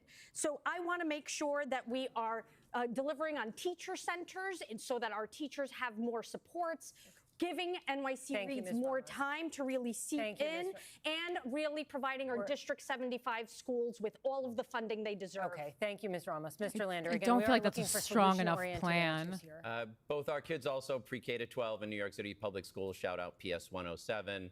30 seconds is hard. He I've got feels a like detailed very plan. I'm the only juvenile candidate in the to race me. with a detailed plan The on my shout website out? for education. How I'll measure what matters, what metrics I'm looking at, how I'll recruit, retain, and support teachers, including a teachers center in every school, and how I'll Like, deal I with know the a lot of growth we've millennials seen who in respond to mental health him, and crises, I in just homelessness and in do chronic not. absenteeism by making every school a community school so it can support all our students. Thank you. Ms. Adams. You know, prior to becoming an elected official, I was the education chair for my local community board. Education has always been a priority for me. It always What bothers me will about be. her, We she raised consistently 4 talks children about her in the public resume, and I school go, system. So great. again, I know am that's that what you every did. New What are you Yorker gonna that do? knows what this feels like. So we know that the DOE has the highest budget of all city agencies. What I would do would be to redeploy resources. I have seen as council speaker how difficult it is to maneuver through the DOE agency and the barriers of bureaucracy. But as mayor, I will have full view in order to help all of our children get through the bureaucracy and get our children Thank you, Ms. taught Adams. the right way. Mr. Stringer. My sons, Max and Miles, are going through public middle school as we speak. And the challenge for them as COVID kids is very real. And there's a lot of kids out there that need help, and they need it now. They need mental health services. They need extra tutoring. And we're not providing that with this $40 billion budget. I know that because I audited the Department of Education more than any controller in history, found missing computers, missing iPads at the height of COVID. But here's what we have to do. Childcare, baseline pre-K, 3K. We need an after-school program that focuses on tutoring and giving kids that don't have The parental question was resources basically financially the like, help they yo, need. It these doesn't matter people how you can't start the read. race. Why are we talking It about matters how after you finish school? it. Thank you, Mr. Stringer. What We're are you going to time do limited. to make these thank you, kids Sally. smart? We call this next section of the debate, what's in a name? We have 3 quick questions looking for fast answers. Oh, We'd like I to was get not you happy to with give any of me a those name. answers. I would We'll have go down the killed line, that starting with Mr. question. Stringer. Right That was now, my who's the most passion, effective the Democrat in the country? most passionate aspect of my platform was public It's education. not Eric Adams. I would say the most effective Democrat right now is Hakeem Jeffries. Okay. Mr. Blake? I would say myself because I actually defeated Donald Trump when I was vice chair of the DNC. You Mr. can't say Mamdani. yourself. Mayor Wu of Boston. Mr. Great Tilson? answer. My old friend Cory Booker, after his 25 Genuinely hate that answer as a voter in New York. Thank you. You Mr. hate Tilson. Mr. Boston? Cuomo? No, I hate Hakeem the Boston Jeffries. mayor. Oh, Mr. I Myrie? don't. Majority Leader Andrea Stewart Cousins. Ms. Ramos? Very municipal Oh, answer. who was Cuomo's answer? Mr. Lander? Boston Mayor Michelle Wu. Ms. Adams? Lander gave I the have to same say answer the as next Zohran. speaker would be Hakeem Jeffries. In the primary, voters will be ranking you 1 Do you mind if I through go back to 5, Cuomo's number answer? 1 being their top choice for mayor. So We'll go back we later. break up the order and start with Mr. Cuomo. Assuming you rank yourself number 1, who on this stage would you rank number 2? I'd leave it to the voters. What? Was that in You would not English? Put a name in, or you're not sure? No, I'd leave it to the voters. Mr. Tilson? I haven't decided on my number 2, but I'm an ABZ. No disrespect, Zohran, but I think his policies are dangerous. Okay, Mr. Mamdani? I'm more of an ABC guy, anybody but Cuomo. I'll be telling my voters, however, who to rank number 2 before Election Day. Okay, no name was yet. Mr. Blake? I'm going to take the Andrew Cuomo approach and not answer your question. Ooh. Well, you're not supposed to make news at these debates, right? No, just joking. My second choice really will be based on who I think would be the second best mayor on the stage. Ms. Adams? I also would rank myself number 1, of course, but we will not be breaking news as far as who my number 2 will be tonight. All right, Mr. Lander? Andrew Cuomo has shown you many times tonight why he should not be anywhere on your ballot. Ms. Ramos? Well, I think this debate is really good food for thought and will give us all a better idea. I'm hoping to have a better idea by the end of tonight. Mr. Myrie? Stay tuned. All right. I mean, last one, why we'll would we start even answer the with Mr. question Stringer again, ask the going question if around. no one's going to answer 4 it? years ago, in the race for mayor, who did you rank first on your ballot for the Democratic primary? That was tough. I conferred with my wife, and we said Stringer number 1. Okay, thank you. Mr. Blake? Maya Wiley, I co-chaired her campaign, and our city would be much better right now if Maya Wiley was Absolutely. mayor. Mr. Mamdani? Maya Wiley. Mr. Tilson? Catherine Garcia. Mr. Cuomo? I would have done Eric Adams. Did he live in New York City to He even did not. vote? He said he would have done. You said you I think it would was have about 30 years done. since he's lived here, right? Okay. Mr. Meyer? I rank Maya first. Ms. Ramos. I voted for Maya Wiley. Mr. Lander. Maya Wiley 1, Catherine Garcia 2. Ms. Adams. My biggest regret was voting for Eric Adams, number 1, with Maya a very close second. Kathy Garcia was. All right, thank you. Well, I'm not ranking any of you.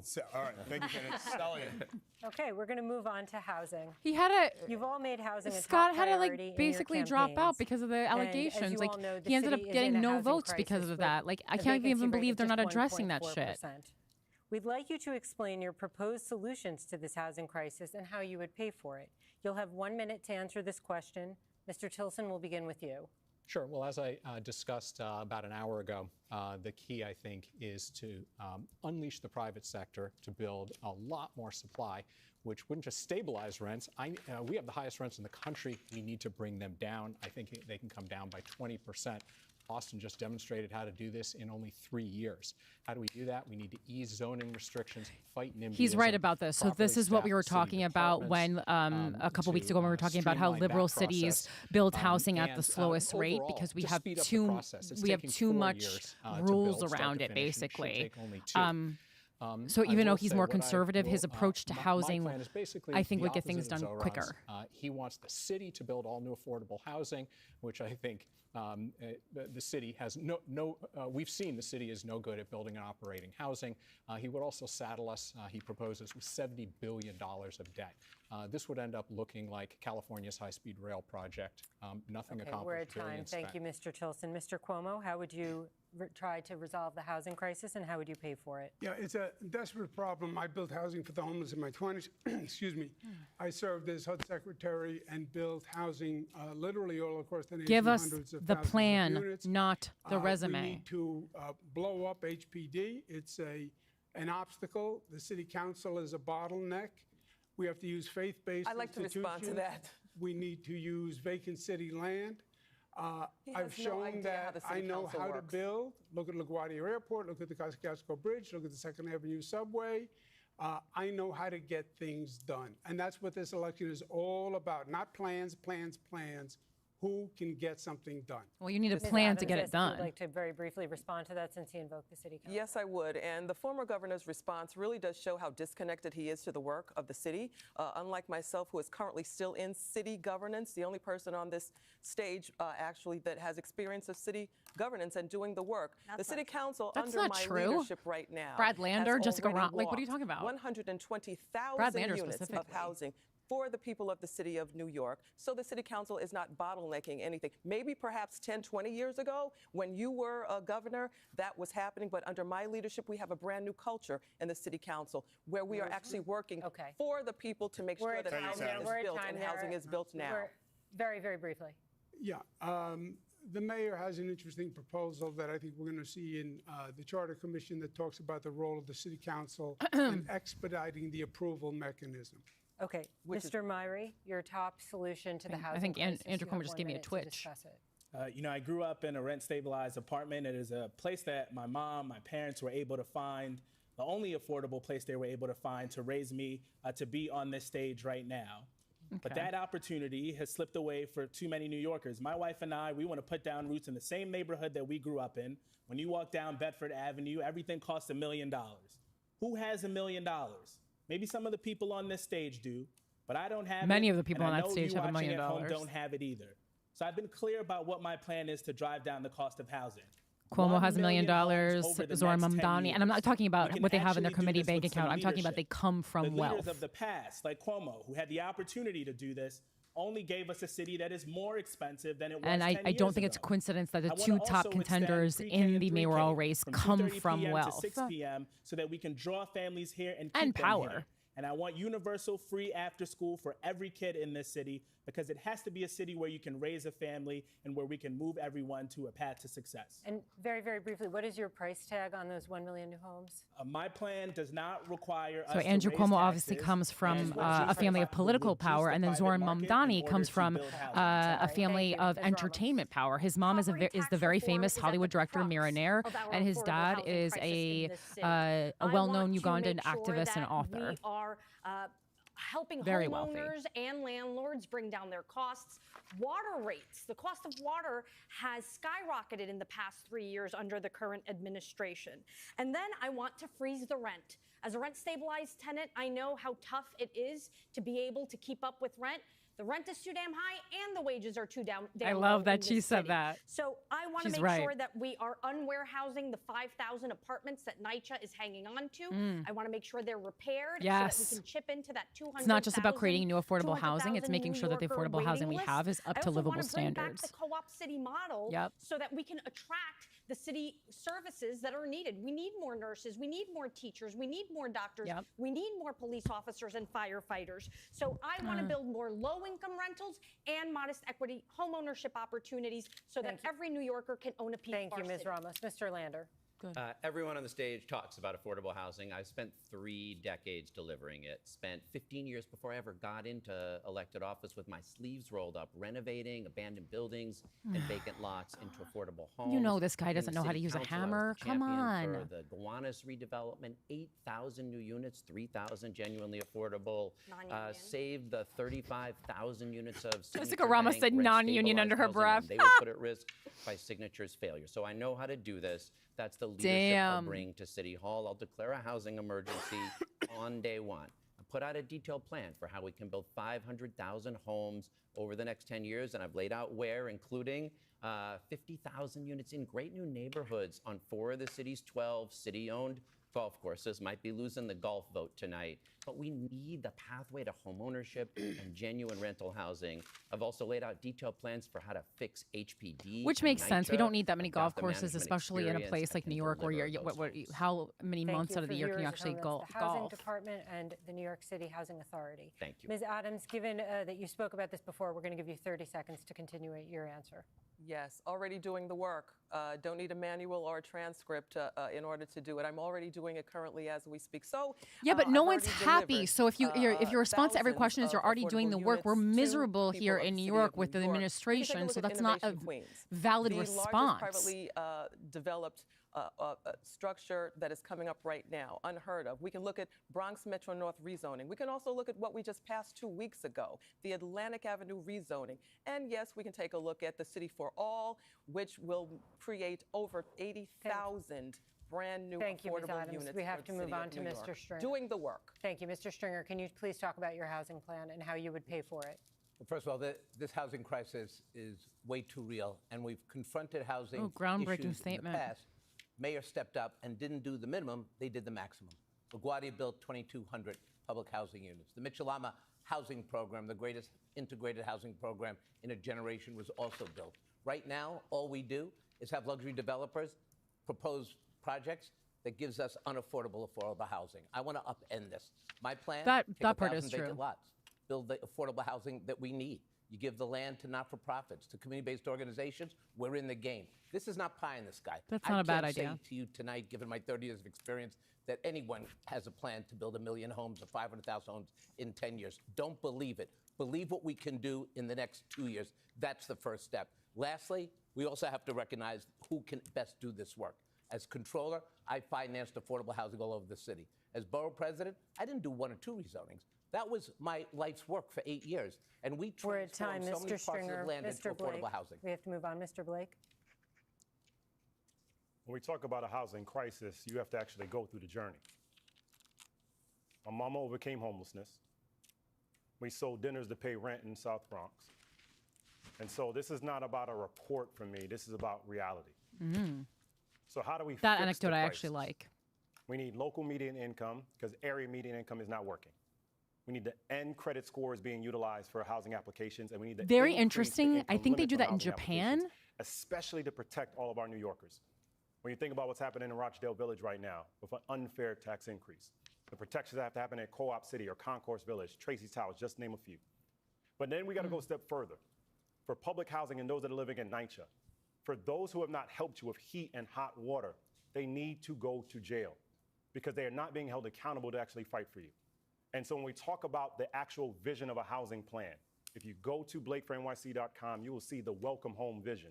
because we want to make sure you can afford the home. I you just deserve. wish he didn't Mr. Blake, we're at plug time. his Just a very quick website follow-up. so Who much. are It you makes him implying should be feel going to jail? like The cheaper. individuals that are working at NYCHA that were a part of a bribery scheme that has been unveiled and uncovered, where it's Okay. been very clear that they were taking All right, in thank bribes you. We do and have- not actually fix what's happening in the So residential. NYCHA is New York, thank you. New York Mr. Mamdani, City we'll Public go to you. Housing, and it's If you are corrupt one like the of rest of New close York. to 2.5 million New Yorkers who live in rent-stabilized housing, I will freeze your rent. And I will do that because you have a median household income of $60,000 while your landlord profits have increased by 12%. This is an act that See, will these are bring the nearly moments when you can $7 tell billion that this is back someone into who your was pocket and back into the pockets like of our discovered local and economy. trained This is what we will do like an immediately, and we'll do actor so by the because mayor Democratic has the Socialists power of to. America. Even though there are those like Andrew Cuomo on this stage who will tell you it's unrealistic, we know the previous mayor actually did this 3 times. And on top of this, we're going to build 200,000 truly affordable homes. Homes that are for the New Yorker who has a median household income of $70,000 for a family of 4. We'll do this while taking on the very bad landlords and the real estate All right, developers let's do who it, are funding Zohran. Andrew Hell Cuomo's yeah. campaign. $2.5 million last time I checked. And we're going to do that because ultimately every single person needs to follow the law, and that includes the landlords who are violating Absolutely. our housing code and have $800 million in fines that the city have yet to actually collect on. Very brief response. Very brief response, Mr. Cuomo. Cuomo is in Mr. bed with Montgomery's very good real at estate videos, developers. but not reality. We've The already Daily- heard that the line Daily- before. The I Daily want a new one. News Okay, said the Daily News said that his plan to finance his proposals, it violates the constitutional debt cap of the city of New York. It would double the state taxes, and there is no way the state is going to pass a tax statewide. Okay. Thank you, Mr. dedicated Cuomo. We have to. city. No, he's invoked me. I should be able to respond. No, Just you for 10 invoked seconds. him. No, so we're Just trying for to- 10 seconds okay, here. brief response. What the governor is speaking about is when we want to fight for working class people, it's considered unrealistic. But when he wants to give Elon Musk a $1 billion tax break, it's totally feasible. That's a good what rebuttal. The Daily News found is that this would mean taking a $30 billion budget, increasing it such that we can actually create truly affordable housing. All right. We have to move on. We have some breaking news we want to ask you about. The Trump administration is threatening the accreditation of Columbia University. In a statement, Secretary of Education Linda McMahon said after Hamas's October 7, 2023 terror attack on Israel, Columbia University's leadership acted with deliberate indifference towards the harassment of Jewish students on its campus. This is not only immoral, but also unlawful. That is a statement from the Secretary of Education, Linda McMahon. 30 seconds, what's your reaction to this move? Mr. Cuomo, we'll begin with you. I think you have 2 separate issues. Number one, I do believe there's been anti-Semitism in the city. I believe it's a growing problem. And I believe the rhetoric about Israel has actually inflamed the anti-Semitism. Put that aside, I think this is just another overreach of the Trump administration. Now he's going to take over the academic universities in this country.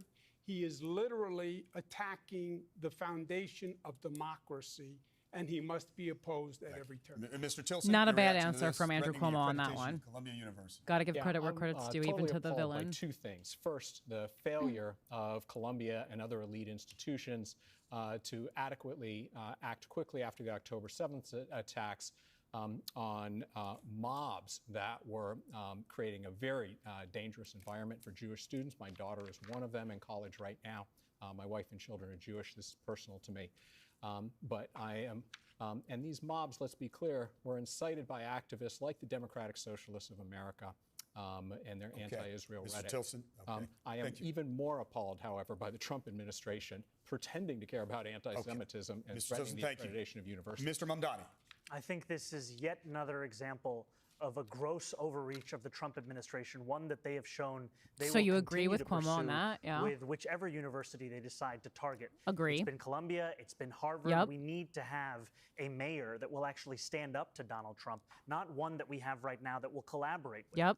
And that is who I will be, as someone who is, in the words of Shirley Chisholm, unbought and unbossed, because the donors who are putting me in second place in this race are working class New Yorkers across this city. You're unbought and Mr. unbossed Blake, now, 30 but when you're seconds. elected and you As want to a win reverend, re-election, let's start that's from the when core I that start to all wonder. hostages have to come back home on both sides. let's also be very clear that we have to reject anti-Semitism and also have humanity what's happening for the Palestinian people at the same time. The overreach is unacceptable in what Trump is doing. Linda McMahon is clearly more focused on wrestling rather than the facts. And it's one of the reasons why I'm running in this race. She's the wife. Because of my federal experience and working for real President Barack Obama and the State House experience and local experience, we have to make sure that we're not allowing D.C. to have overreach. And when they take these steps, we will withhold sending New York City taxes to D.C. So you agree with Ramos?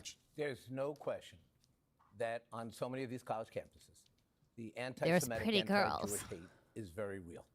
And we have to make sure that we hold universities accountable to make sure every student of all different backgrounds are safe. But this Trump move goes against everything that's American. And if he really wants to help Jewish students and all students, because everybody faces discrimination at some point in their lives, then maybe he would fully fund the civil rights divisions. He would not cut programs that could go a long way to fostering the ability for all different people to work together and come together. Thank you. Ms. Adams, your reaction. The Trump administration says that the university's leadership acted with deliberate indifference towards the harassment of Jewish students. Is now targeting or perhaps threatening their accreditation. Your reaction. You know, all New Yorkers deserve to feel safe no matter who they are. As Speaker, I've allocated over $18 million to combat anti-Semitism in New York City. As mayor, I will continue to combat anti-Semitism within the city of New York. We have got to come against this Trump administration who is now terrorizing our college students, our students across the country. We have to have a mayor who will stand up. I've been that speaker that will stand up. As mayor, I will continue to stand up against Donald Trump. Our students deserve to be in safe spaces on all of our college So with that campuses. response, I think Adrienne Adams is trying to get people who are ranking Cuomo number 1 to rank her number 2. Mr. Lander. This is a frightening time for Jews, and I feel it really personally after the flame-throwing Why does in he Boulder, speak Colorado, like and this? 2 murders in Washington, D.C. I go to a Speaks lot like- of Jewish communal events, and you can't just be looking over your shoulder. So I've got a really detailed plan for how we're going to deal with hate crimes and anti-Semitism in New York City. But let's be clear, Donald Trump, he platforms white nationalists and anti-Semites all the time. Yep. This has nothing to do with keeping anyone safe. Absolutely. And trying to discredit Harvard or Columbia is about destroying higher education and democracy. Thank you, Mr. Lander. Won't keep Jews safe. Ms. Ramos. Correct. Look, McMahon is no educator, and Trump has no interest in funding our education. He is trying to make our education less accessible to students. I do wish Columbia University fought the way Harvard has. We have to stand up to Trump. We have to be willing to fight back, to sue, and that is exactly what I will do as your mayor to make sure that we are keeping our Jewish students safe, our Muslim students safe, and that we are fighting bigotry at every turn. There is no room for the skyrocketing anti-Semitism that we are seeing in our communities, Ms. Ramos. and the xenophobia must end. Mr. Byron. There has been a clear and unequivocal rise in anti-Semitism in this city and across this country. And we have to be just as clear and unequivocal in calling it out and rooting it out wherever it rears its ugly head. That is what I'm going to do as mayor. But come on, this is New York City. Our Jewish friends and our neighbors, they make our city what it is. Kindergarten through 8th grade, I went to school next to Beth Rivka. Yeah. That Tell us is some story part of about how you what know a makes Jewish our person. city great. This is Okay. a shameful, unconstitutional I love overreach by latkes. this Trump Vote administration. for me. And it is pattern and practice for what they have done all across our city and country. Thank you. Thank you. We're going to stay in the area of Columbia University with our next question and Sally Goldenberg. Thank you, David. The case of Mahmoud Khalil, a permanent U.S. resident who helped lead pro-Palestinian protests, drags on in the courts. The Trump administration wants to deport Khalil, accusing him of supporting Hamas, a terrorist group, and making Jewish students feel less safe on campus. They say he's a threat to foreign policy. He was arrested and detained, but has not been formally charged with a crime, and he says he's done nothing wrong. We're looking for a very short answer here, and we'll begin with you, Mr. Mamdani. Kind of a loaded Do you believe question. that Mr. Khalil should be set free or deported? For a short He should be set free. He should be at home with his wife, Noor, and their young child. And the fact that he is still in Louisiana is an abomination. It's an attack on our First Amendment. And it is clear, another example of Donald Trump weaponizing the very real issue of anti-Semitism to then throw Palestinian New Yorkers into detention facilities and not even tell us what the crime is that they're charged with. Thank you. Mr. Tillerson. I can't answer the question without knowing all the facts right now. It certainly looks like another case. Stop, let me finish. It looks like another case of Trump administration overreach. They need to prove their case and show that he has ties to terrorism. That was not the way to word that, but I understand what he's saying. It's a conversation that we had weeks ago on Without a Country about like what information did they actually find about Mahmoud Khalil. And therefore he should be set free, but they need to make their case. Thank you, Mr. Cuomo. This is a continuation of Trump eroding democracy, chipping away at due process.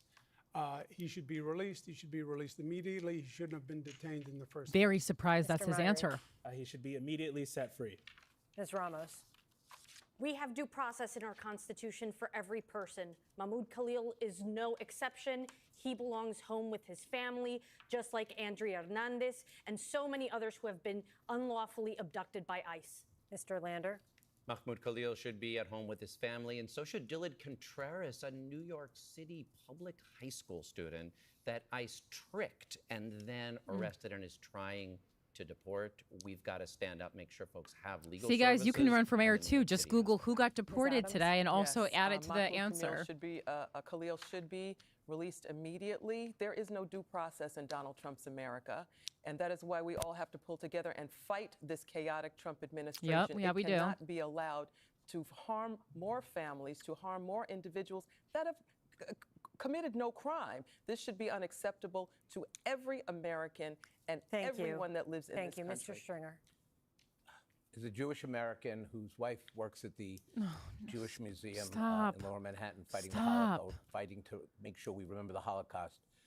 No one's I will forgetting the say Holocaust. Unequivocally that taking this man off the streets and others off the streets without any charges or any rationale is a direct horrifying moment for our Constitution. Donald Trump should be ashamed of himself for doing this. Mr. Blake.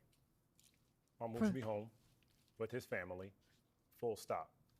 It's really that easy, wouldn't it? Extended on this is the appreciation and understanding that whether it be Dylan from the Bronx or any of our communities, we should not believe that a convicted felon president is actually going to ever honor the Constitution.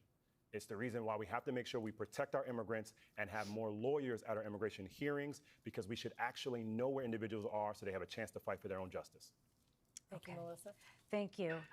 We're moving on to a subject that none of you are discussing much on the campaign trail. Sex but work? It could reshape the city in the next few years, and that is the rapid advance of artificial intelligence. Ooh. It could improve many things in the city, but it could also eliminate thousands of jobs. So the next mayor will likely have some opportunities to replace some city workers. The with government AI absolutely has to technology, and in upgrade the its process, technology. save It's part of the hundreds reason millions corruption of taxpayer can will fester certainly be on the and things table take so when freaking city long, labor contracts which expire. specifically So hurts small here's the question. businesses in Is their there an process of area getting permits. where you would consider replacing city workers with AI if it saves tax dollars? And would you also offer any protections to city workers? You'll have 30 seconds Like to what answer. job We'll begin with specifically? you, We need a Mr. little more Mamdani. specificity here. Well, I think Andrew Cuomo would tell you that he's already replaced a campaign worker who would have written his housing policy with AI because he had it written by ChatGPT. I can tell you that I'm proud to be endorsed by the labor union representing the largest number of city workers, DC 37. And I'm proud of that because my approach to artificial intelligence will be one where we can find efficiencies in the contracts and consultants that we work with as a city, but we are not going to use this language of artificial intelligence as a justification for further layoffs of city workers. Okay, We are Mr. actually going to Mamdani, protect those. time. Yeah, we have Thank to you. accept Mr. that Tilson? AI is I here. think actually AI is going to be a home run for this city because we are second But only we to can't Silicon fire Valley, people who need jobs. the sort of tech hub, the East Coast tech hub for a lot of these West Coast companies. So whatever we might lose in some jobs, I think we're going to gain if we're smart, if we roll out the carpet, because we have the knowledge workers here to attract these entrepreneurial businesses. But we've got to stop shooting ourselves in the foot with left-wing madness, like driving away Amazon and the 40,000 jobs that they wanted to bring here. And lastly, I'll say we can use AI. Why aren't we to talking about bring a small lot of businesses, the permitting by backbone of this online city? to Thank you, Mr. streamline that Tilson. process for Mr. businesses. Cuomo, you have 30 Or what seconds. should be, I while like shutting someone- down. I like someone candidate addressing the on stage Amazon is thing. endorsed by more labor unions than anyone else. Over Are you pro? 650,000 working I mean, men and women, I'm and pro proud of more it. jobs in the city. AI is undeniable. It's coming. There's I think, a tremendous opportunity for economic development here in New York by bringing AI to New York and bringing those businesses here. The West Coast doesn't have a franchise. You hear a lot of four-letter words here. You hear free, you hear taxes. You don't hear jobs. We need opportunity, we need jobs, and we want to reorganize We're going to move on. Taxes is a five-letter word. Mr. Myrie, you have 30 seconds. Yeah, I'm the proud son of a city worker. My dad taught special education in the Bronx for 22 years. I would not be who I am today without it, without what he fought for and what he did for students every day. I believe we have so many city workers that are doing their absolute best to serve this city. We actually have thousands of vacancies in our city workforce now, so I want to hire more city workers to get them to do it. Of course, AI is going to have a role. All these city agencies are understaffed. We have to all play a role. So maybe they can work in this is an industry conjunction that with grows in our AI. city. One way we're going to make us attractive Thank you, is Mr. 1 Myrie. million homes over the next 10 years. Thank you, Ms. What? Ramos.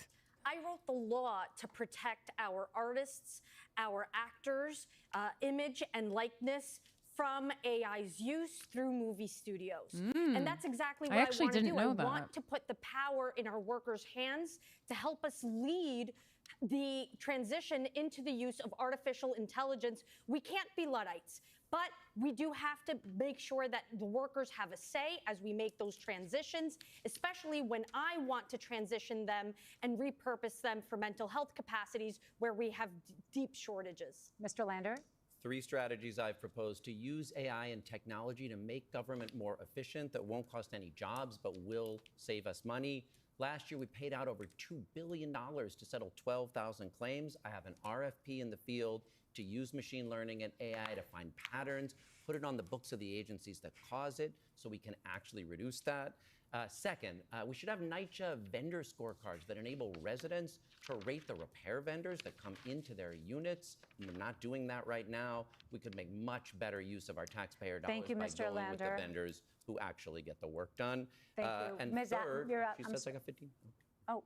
I got the 15 seconds. Sorry, mixed signals. Okay. I got one more idea for the next time. Okay, I'm sorry about that. Ms. Adams? You know, I'm not a career politician. I come out of the world of corporate America, so I know the benefit of technology. I actually used to teach tech in another life. I've heard her I know say the that benefits before. of She's AI. been I in think government it's for something that we a need very to over a embrace decade. as New You're a Yorkers. career I think that it's politician something now, that can babe. bring a lot of profits into New York City. That said, we should not balance AI along with the release of our workers that can do such a great job and are doing such a great job for our city. There is a balance here. As mayor, I will reckon that balance and reconcile that balance so that we do not lose. Thank you, Ms. that we are Adams. training our workforce towards embracing AI. Thank you, Mr. Stringer. She's like Look, I 70 think years AI is old. a I don't think you great can trust someone who's opportunity like for the New York City 70 economy, with and AI, we should but okay. embrace it. But we also have to know that with any new technology comes the job of the mayor to 64, protect I was our being workers rude. and our citizens. And I don't think it's an either-or question. I think AI can come in and actually have a benefit to the city workforce. I agree. Imagine training new kids at CUNY and places to get into the tech economy. This is one vehicle to do it. Yes. Obviously, as mayor, you have to worry about the abuses. I will do that. My record as a pro-labor elected official, borough president, controller is without question. And I Great believe we can ideas, just manage don't, just not from him. Okay. Just some other candidates steal those ideas. Mr. Blake, I'm sorry, I jumped that. Mr. Blake, you have the final word. That was my mistake. Our campaign theme is Tomorrow Begins Today, and that's the epitome of when we talk about for AI. As a small business owner, which I've managed more than 15,000 people across the country over the years, it's the appreciation of groups such as Adventure or National Gem Consortium on the Knowledge House, so we can be very intentional how AI can be utilized for good. I would say also specifically, we need technology for good. You can track a flight or food, but you cannot track closing a residential repair in your home. So we have to find better ways. And to your last part of your question, you can do that. We are and equally create underutilizing jobs by technology reducing regulation and for red all tape at the government same time. agencies in New York City.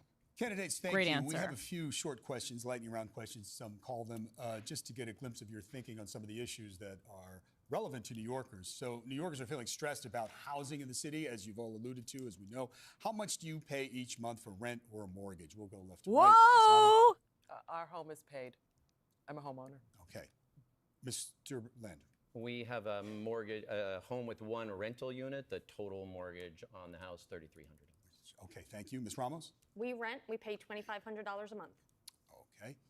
Mr. Myrie? Sir, in a rent-stabilized apartment I grew up in, $1,300. Mr. Cuomo? $7,800. Mr. What? Tilson? I only $7,800. pay about $5,000 Yeah, a month in $7,800. maintenance and taxes. Mr. Mamdani? $2,300 for my one-bedroom in Astoria. Mr. Blake? About $1,800. Something for shady the is home going down on home there. of our He's family. very rich. Okay.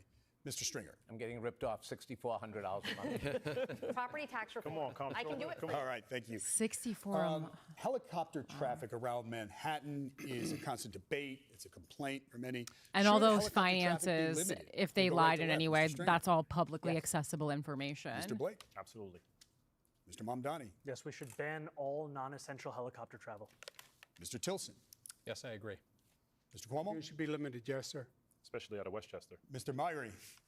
Yes, and I've co-sponsored legislation in the state to that effect. Okay. Ms. Ramos? Stop the chop. Mr. Lander? Yes. Okay. And Ms. Adams? Already doing the work. We've already passed a bill in the City Council. Okay. The first foreign visit by a mayor of New York is always considered significant. Where would you go first? Left to right, Ms. Adams. First visit, I would visit the Holy Land. Okay. Ms. Lander. Mr. Lander, sorry. Boy, what Trump is doing to Canada, there's a lot of opportunities for us to partner better with them. Ms. Ramos. I'd love to meet Claudia Sheinbaum, but I'd probably head to Colombia to my parents' homeland. Mr. Myrie. I am the proud son of 2 Caribbean immigrants. I represent a robust Caribbean constituency. I'd like to go to the Caribbean as my first visit. Mr. Cuomo. Given the hostility and the anti-Semitism that has been shown in New York, I would go to Israel. Mr. Tilson, where would you go? Yeah, I'd make my 4th trip to Israel, followed by my 5th trip to Ukraine, 2 of our greatest allies fighting on the front lines of the global war on terror. Mr. Mamdani. I would stay in New York City. My plans are to address New Yorkers across the 5 Good boroughs and focus on answer. Mr. Mamdani, can I just jump in? Would you visit Israel as mayor? I've said travel to Israel to stand up for Jewish New Yorkers. And that is what I will be doing, New Yorkers, and I'll be meeting them wherever they are across the 5 boroughs, whether that's in their synagogues, you don't need to be and going to temples, Israel. or at their homes, or at the subway platform, because ultimately we need to focus on delivering on their concerns. And as just we've yes or seen, no, do you believe in a Municipal Jewish issues. state of Israel? I believe Israel has the right to exist Not As a Jewish state? Notice. as a state with equal rights. He won't, he Not won't as a say it Jewish has a state. right to exist as a Jewish state. Be very And clear his on answer was no, he won't visit Israel. I said that very That's what he clearly. was Unlike trying you- to say. No. Unlike No, you, I you answer. never- Unlike you you, I never answer said questions no. very Okay. directly, All right, I and think I we're want to clear. be You very answered- clear. you I believe answered- every state should be a state of equal rights. Okay, thank you, Mr. Mamdani. Mr. Blake, where would you go on your first foreign visit as mayor of New York? My full name is Michael Alexander Blake. I'm named after Michael Manley Alexander Bustamante. So, of course, I'm going to go to Jamaica to mash up the place. I'm a fellow patois Jamaican out here. Okay. Mr. Stringer? Maybe I'll go with you. Oh, It'll be a God. great trip. It would be a great trip. All right, I'm sorry. My goal would be to take my first trip to Israel. My wife's life work in this area means a lot to our family, and it could coincide with my young son Miles' bar mitzvah. How about we I'd have like to some? have a bar mitzvah. Okay, I about a would minute go left. What's your to favorite like go-to pizza spot? one of the Asian Florida? Mr. countries Cuomo, that we'll is start so with you. ahead in the public Gabby's in school system and Queens. study it and Mr. bring Myrie. those concepts Pizza, back to New Flatbush York. Ave. Ms. Ramos? Louise on Baxter Avenue in Elmhurst. Mr. Lander? Jafar is in Midwood. Ms. Adams? Alba, Queens Boulevard. Mr. Stringer? It's Kid's Choice, Joe's. Mr. Blake? Vinny's, Grand Concourse, Burnside. Mr. Mamdani? I grew up in Morningside Heights, so I have to say Coronets. Okay. And Mr. Danino's Tilson? in Staten Island. Okay. All right. And real quickly, this will be thumbs up, thumbs down, maybe your reaction. We already heard this from one. To the Knicks firing their head coach, Tom Thibodeau. Miss Adams, thumbs down. Mr. Thumbs down, thumbs down. Thumbs up. Thumbs up. Our goal is to win the finals. Okay. It's not to get to the Thank you conference all. finals. Thank you all for a spirited debate. That's all the time I we love have. Tom Again, we thank Thibodeau. the candidates. Makes me for a sad, but I informative don't think you can evening answer that tonight. question We until you also see the Knicks thank the New play York City Campaign Finance next Board. season. Urge you to check out their website, NYC. All right, guys. So that was the first New York City mayoral debate. Thank you for joining me. That was riveting. I was curious to see what kind of questions they were asking and if there was anything, had I been on the stage, that would have stumped me. And as usual, no. Like, again, that's not a good thing. I say that to say it's alarming that in 6 months I was able to catch myself up on all the issues of the city that are being discussed in this race. I don't think that's a good thing. It's actually one of my main concerns throughout this process. And so because they can't gatekeep the ability to catch up by studying, they have to gatekeep in other ways, i.e. the Board of Elections just making up reasons that my petition submission wasn't valid. That being said, I do want to keep the focus on the candidates. I'll talk about my own gripes ad nauseum when I can do more about it. But right now, the concern through June 24th, for me personally, is making sure that Andrew Cuomo is not elected the next mayor of New York City. If you were unfamiliar with the candidates running for office, I think that, again, local journalists have done a really poor job of introducing us to anyone except for, all the bad qualities of Andrew Cuomo. And then, of course, Zohran Mamdani, they started writing about a lot when he started performing extremely well on social media. And as you can see, there's a lot of other candidates with great ideas for the city who are running, who pretty much have no shot now. Again, as I said, the only other people who are polling in a way that if every New Yorker ranked them number 2 or something like that, they could pull ahead would be Brad Lander and Adrian Adams. No one else on the stage has any chance. So, depending on how you vote, if you want to do a more strategic vote, I would certainly rank those people higher on your ballot. You want to definitely, if you are a registered Democrat, vote in the primary June 24th and make sure to rank all 5 candidates. I recommend ranking all 5 candidates, none of which who should be Andrew Cuomo. But, what I talk about on this show is that you should vote. I don't really try to tell you who to vote for. But I have been working with Dream because I do think Andrew Cuomo is an actually dangerous person and a corrupt person. And I don't think that he should hold any office for the rest of his life after his job as governor. But yeah, so that is that. Are there any more comments from the chat that you wanted to share with us, Mike? I'm taking a look here. Yeah, people are, a couple people were asking what my issue is with the mayor of Boston. Somebody said, what is your issue? Just her policies are like super progressive. She got outed for like a memo to like all the not white people in government, and it there's just I think everything about her policies just ring a little too progressive, for someone of my taste. But if you're into that, then, and Boston always has been, Boston had Obamacare before. But it's interesting, because it's a city that one of the things I like about Boston and performing there is like there is it doesn't feel overly progressive when you perform there. There's certainly a ton of racist people there. That's not one of the things I like about it.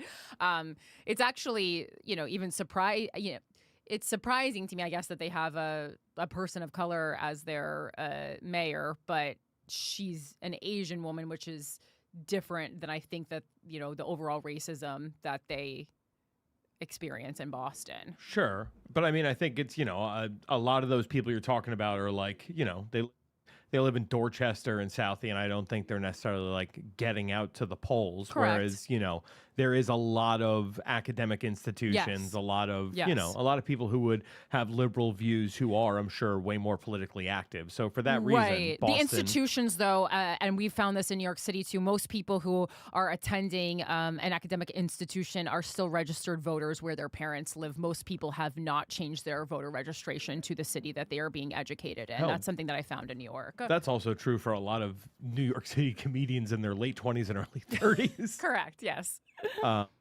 Yeah, but the I don't know. I feel like Boston politically has always leaned very far left, and I think this this latest mayor has been. I have to brush up on my Boston municipal. I mean, think of all the Kennedys. They all came out of Boston, and they were all up until RFK broke ranks, like they were Democratic royalty.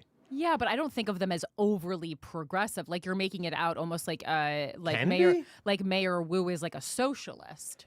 Yeah, I mean, yeah, I for the Kennedys for their time were insanely progressive. What are we talking about here? I mean, they were the anti-corruption, very pro-black, like the issues of the time. I guess the language of overly progressive makes it seem like it would be unappealing to someone like me, and I do not, but I guess it's just different. We're talking about exactly a different time. So, today you're like, no, that's like centrist today. Yeah. I mean, that's just how the political spectrum works, I guess. But that was I just nothing I've ever seen come out of her office has made me go like, oh, cool, like that's that's a candidate I can get behind on like a national level, right? But I mean, I have the same concerns with AOC, and she's probably for my money the best candidate that they could put forward right now. So what do I know?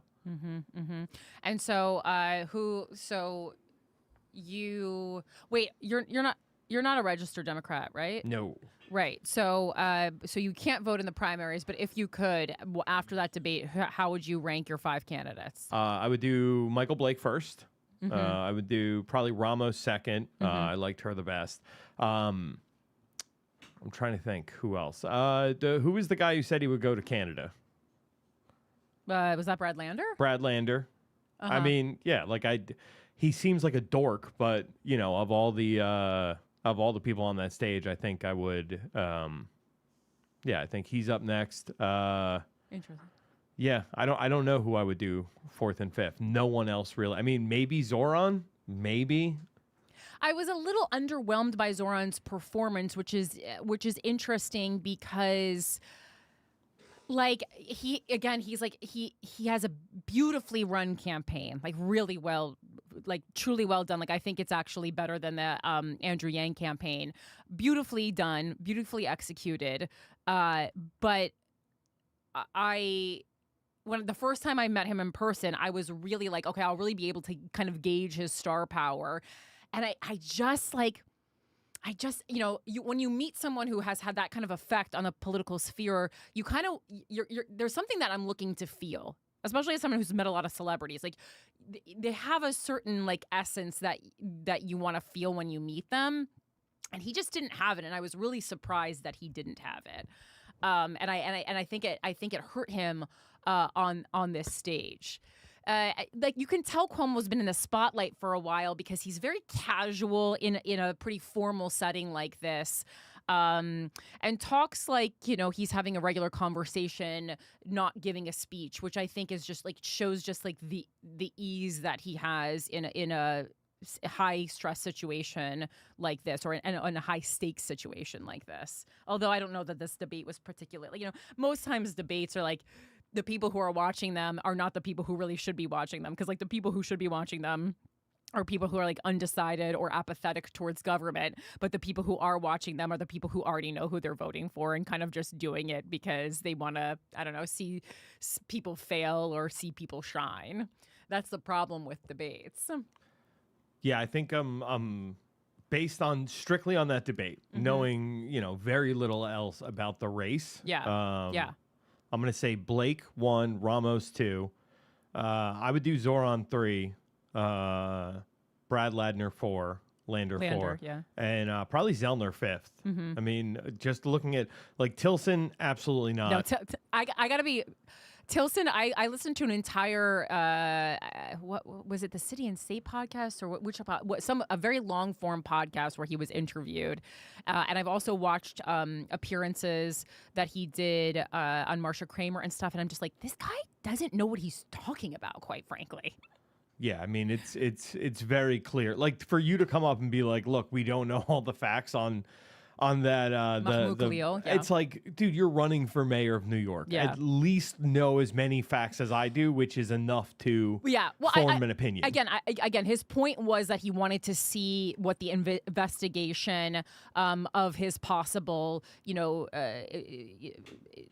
like dealings with terrorists or terrorist organizations were. So I understand what he was saying, but that was a very bad way to start the answer to that question.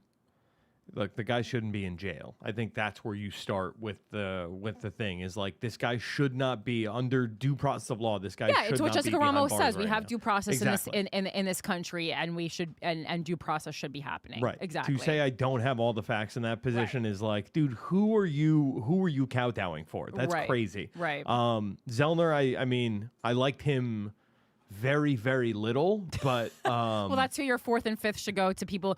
You're ranking 1, the candidate you most want to see in office. 2 and 3 is people you like, and then 4 and 5 are people you can tolerate. or just 4 and 5 are people who are not Andrew Cuomo. Yeah, or that. That's also an acceptable way to vote. I just Adams having the like standing up on the Abrams support and being like, yeah, that's still like I'm proud of that is like, all right. I mean, The Abrams support, what? Letitia James. Oh, Letitia James, yeah. Yeah, she was talking about how Letitia James is like a big supporter of hers and had. Well, gave yeah, her Adrian endorsement. Adams and Tish James are very, very close, which I don't know that is something that you want to politicize, talk about right now politically with the fire that Tish James is under. I think it had, obviously I know all these candidates very well. Had I been coming into this cold, I mean, Michael Blake is the one who I think made the splash the most and did the most work in this. Like, Zohran and Cuomo, they're already getting tons of publicity. I don't think either of them made moves that were going to make them stand out anymore. And I mean, I expected for Cuomo to be attacked by all the other candidates. I actually don't know that he made any, like, awful mistakes. Like, in this, I was expecting him to make, like, a huge blunder. I'm going to disagree. I mean, I don't think he made a huge blunder. I mean, I think they called him a liar, and then he would like say, I don't know that he made a huge like this moment's going to go viral blunder, which is what I was hoping for. Yeah, I mean, he's way too experienced of a politician and slimy to be running in this race after facing the charges he was is like. Yeah, but his campaign is making sloppy mistakes right and left with their financial filings, so it's not crazy. I mean, and the fact that he left the Chat GPT mark on his housing plan. I mean, I don't think it was crazy for me to be expecting a huge mistake when he's in this debate being attacked by all the candidates, which is not easy to do. Like, when you go, obviously they positioned him in the center. I'm guessing I don't know how they decided on positioning. It wasn't by polling. I don't know why. I can tell by the order it wasn't by polling, but obviously they put Cuomo in the center probably because they knew he was going to get attacked, and then Zohran off to a little, but still kind of in the center. So, I mean, I think the big mistake is Blake pointed out, right? Blake set the trap. Where he's like, for all the mothers and grandmothers out there, what this man is accused of, et cetera, et cetera. And then pointing out that after Cuomo had his time, he did not address that. But he did address all these other tiny, like incidental little slights against him or his record. The only thing he didn't touch was the thing where Michael Blake laid the red carpet out to address all the females in your constituency as to why they should vote for you and why you're not a creep. And he did not do that. It's like, that says to me this is somebody who knows he's guilty of everything he's been accused of. Yeah, and also knows that the women who like him are going to vote for him already have their minds made up. And I think Michael Blake really represents what the Democratic Party needs to be doing more of, which is going for the jugular. We have to go for the jugular. Like, even when they were referencing like Zohran Mamdani, like used to be like, tweeting about defund the police. I am someone who I don't think I ever like publicly was like fully defund the entirety of the police. Like when we broke down the concept, like I definitely was very anti-police and still am in a way, in that I think that the NYPD is racist and corrupt. I also do think though that there are officers, like I do think that the police force needs to exist. I hate to say that, but I think that it needs to be done in a way where officers are able to afford to live in New York, access to health care, and are being paid enough that they can do a good job. But so I think it was interesting. It's interesting that we see these politicians whose views we know kind of water them down when they get closer and closer to the goal, which is my problem with Zohran. So it's like, although I don't, he has like, I do think he's kind of like anti-Semitic at heart, which is like, honestly, like, but if you are, just like go for it, like don't start to water that down as you approach Gracie Mansion. Similar to my thoughts on his views on the police. Like, if you don't believe there should be a police force, like, it makes me lose more respect for you. Like, even though I don't agree with that stance, I would respect him more if he didn't water down these stances as he got closer and closer to Gracie Mansion. Because to me, that builds more distrust than me just knowing what some of his stances are, disagreeing with them from the start, and then being like, but okay, you've always been honest and open about those stances and they haven't changed. That's my issue with him. And then Cuomo, I mean, is just everyone like hates him and he's lying and making things up. So, all right. So that's our coverage of the mayoral race. There is another debate. I believe it's on Tuesday. So hopefully we can prepare. I'll talk to you about that, Mike, but I would like to cover that. That one, I think, as Michael Blake pointed out, you have to be hitting a different financial tier. I think that's the one, or is that the June 12th one? There's two more. One, and there's another one run by the CFB, and then there's one that is not run by the CFB, and there are different standards to get into all of these. It's not just, everyone gets invited to this. There are two other candidates who have ballot access who were not invited to these debates that I want to talk about briefly. One is Paperboy Love Prince, who's a performance artist who runs every year, who doesn't have an actual policy or plan and truly is making a joke out of politics, which is fine. I mean, if you want to do that as performance art, it is what it is, but there's no need to talk about him as a candidate because he doesn't want to be mayor. And then someone who does want to be mayor, who I know a little bit through running for mayor myself, and who I'm going to have as a guest on Guys We Fucked on Monday, which will come out on Luminary on Friday, because she is not being talked about, even though she has ballot access. And I understand what that's like to be shut out of rooms. So I invited her to talk about her platform for an hour on Guys We Fucked, Dr. Selma Bartholomew. And I know I posted some information on my social media that she would be protesting this debate, again, because she was not gate kept out of it. It's not corrupt in what happened to her, like in the moment. It is always known that there are certain financial thresholds that you must hit to be included in those debates. This first one was you had to have spent $198,000 in campaign money to get on the stage, which is disappointing because with where my campaign was when I had to concede, I do think I could have made it onto that first debate stage, which would have been super exciting. The second financial threshold is over $2 million. I don't think I would have made that unless something miraculous happened. So again, disappointing, but Dr. Selma Bartholomew's point is that, we shouldn't just have candidates who have huge pots of gold. And it does seem a little bit weird. I think if you get through all the hoops of getting ballot access, you should get time in the debates. That being said, I have had the unfortunate circumstance of being part of a mayoral forum with Paperboy Love Prince, and he does make a mockery out of it, which I then think makes it more difficult for other non-traditional and anti-establishment candidates. And I understand from an artistic perspective what he's doing, but you don't need to take up space in a city when people actually have problems that need to be solved. There's other ways that you can do that and certainly revolt against the establishment, which I am all for. So yeah, you can look up all those candidates and get information online. I'll be continuously posting about ranked choice voting and Dream Don't Rank Evil Andrew for mayor. Yeah,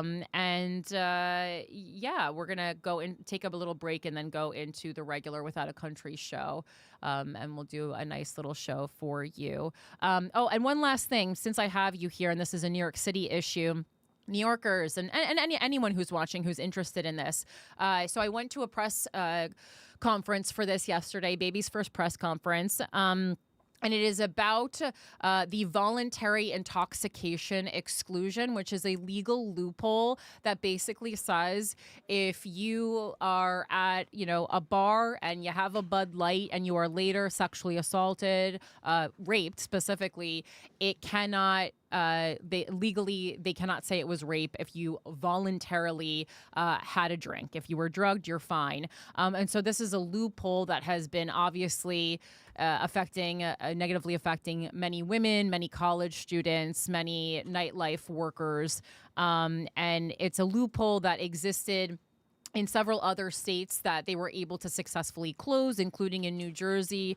But right now we have until June 17th to contact Speaker Hastie, which is Heastie, and tell him to call for a vote for this in the Assembly. This has been legislation that's been stuck for 6 years. It should be a very simple thing that bipartisan parties want to pass. So we can give their office a call. It's 518-455-3791.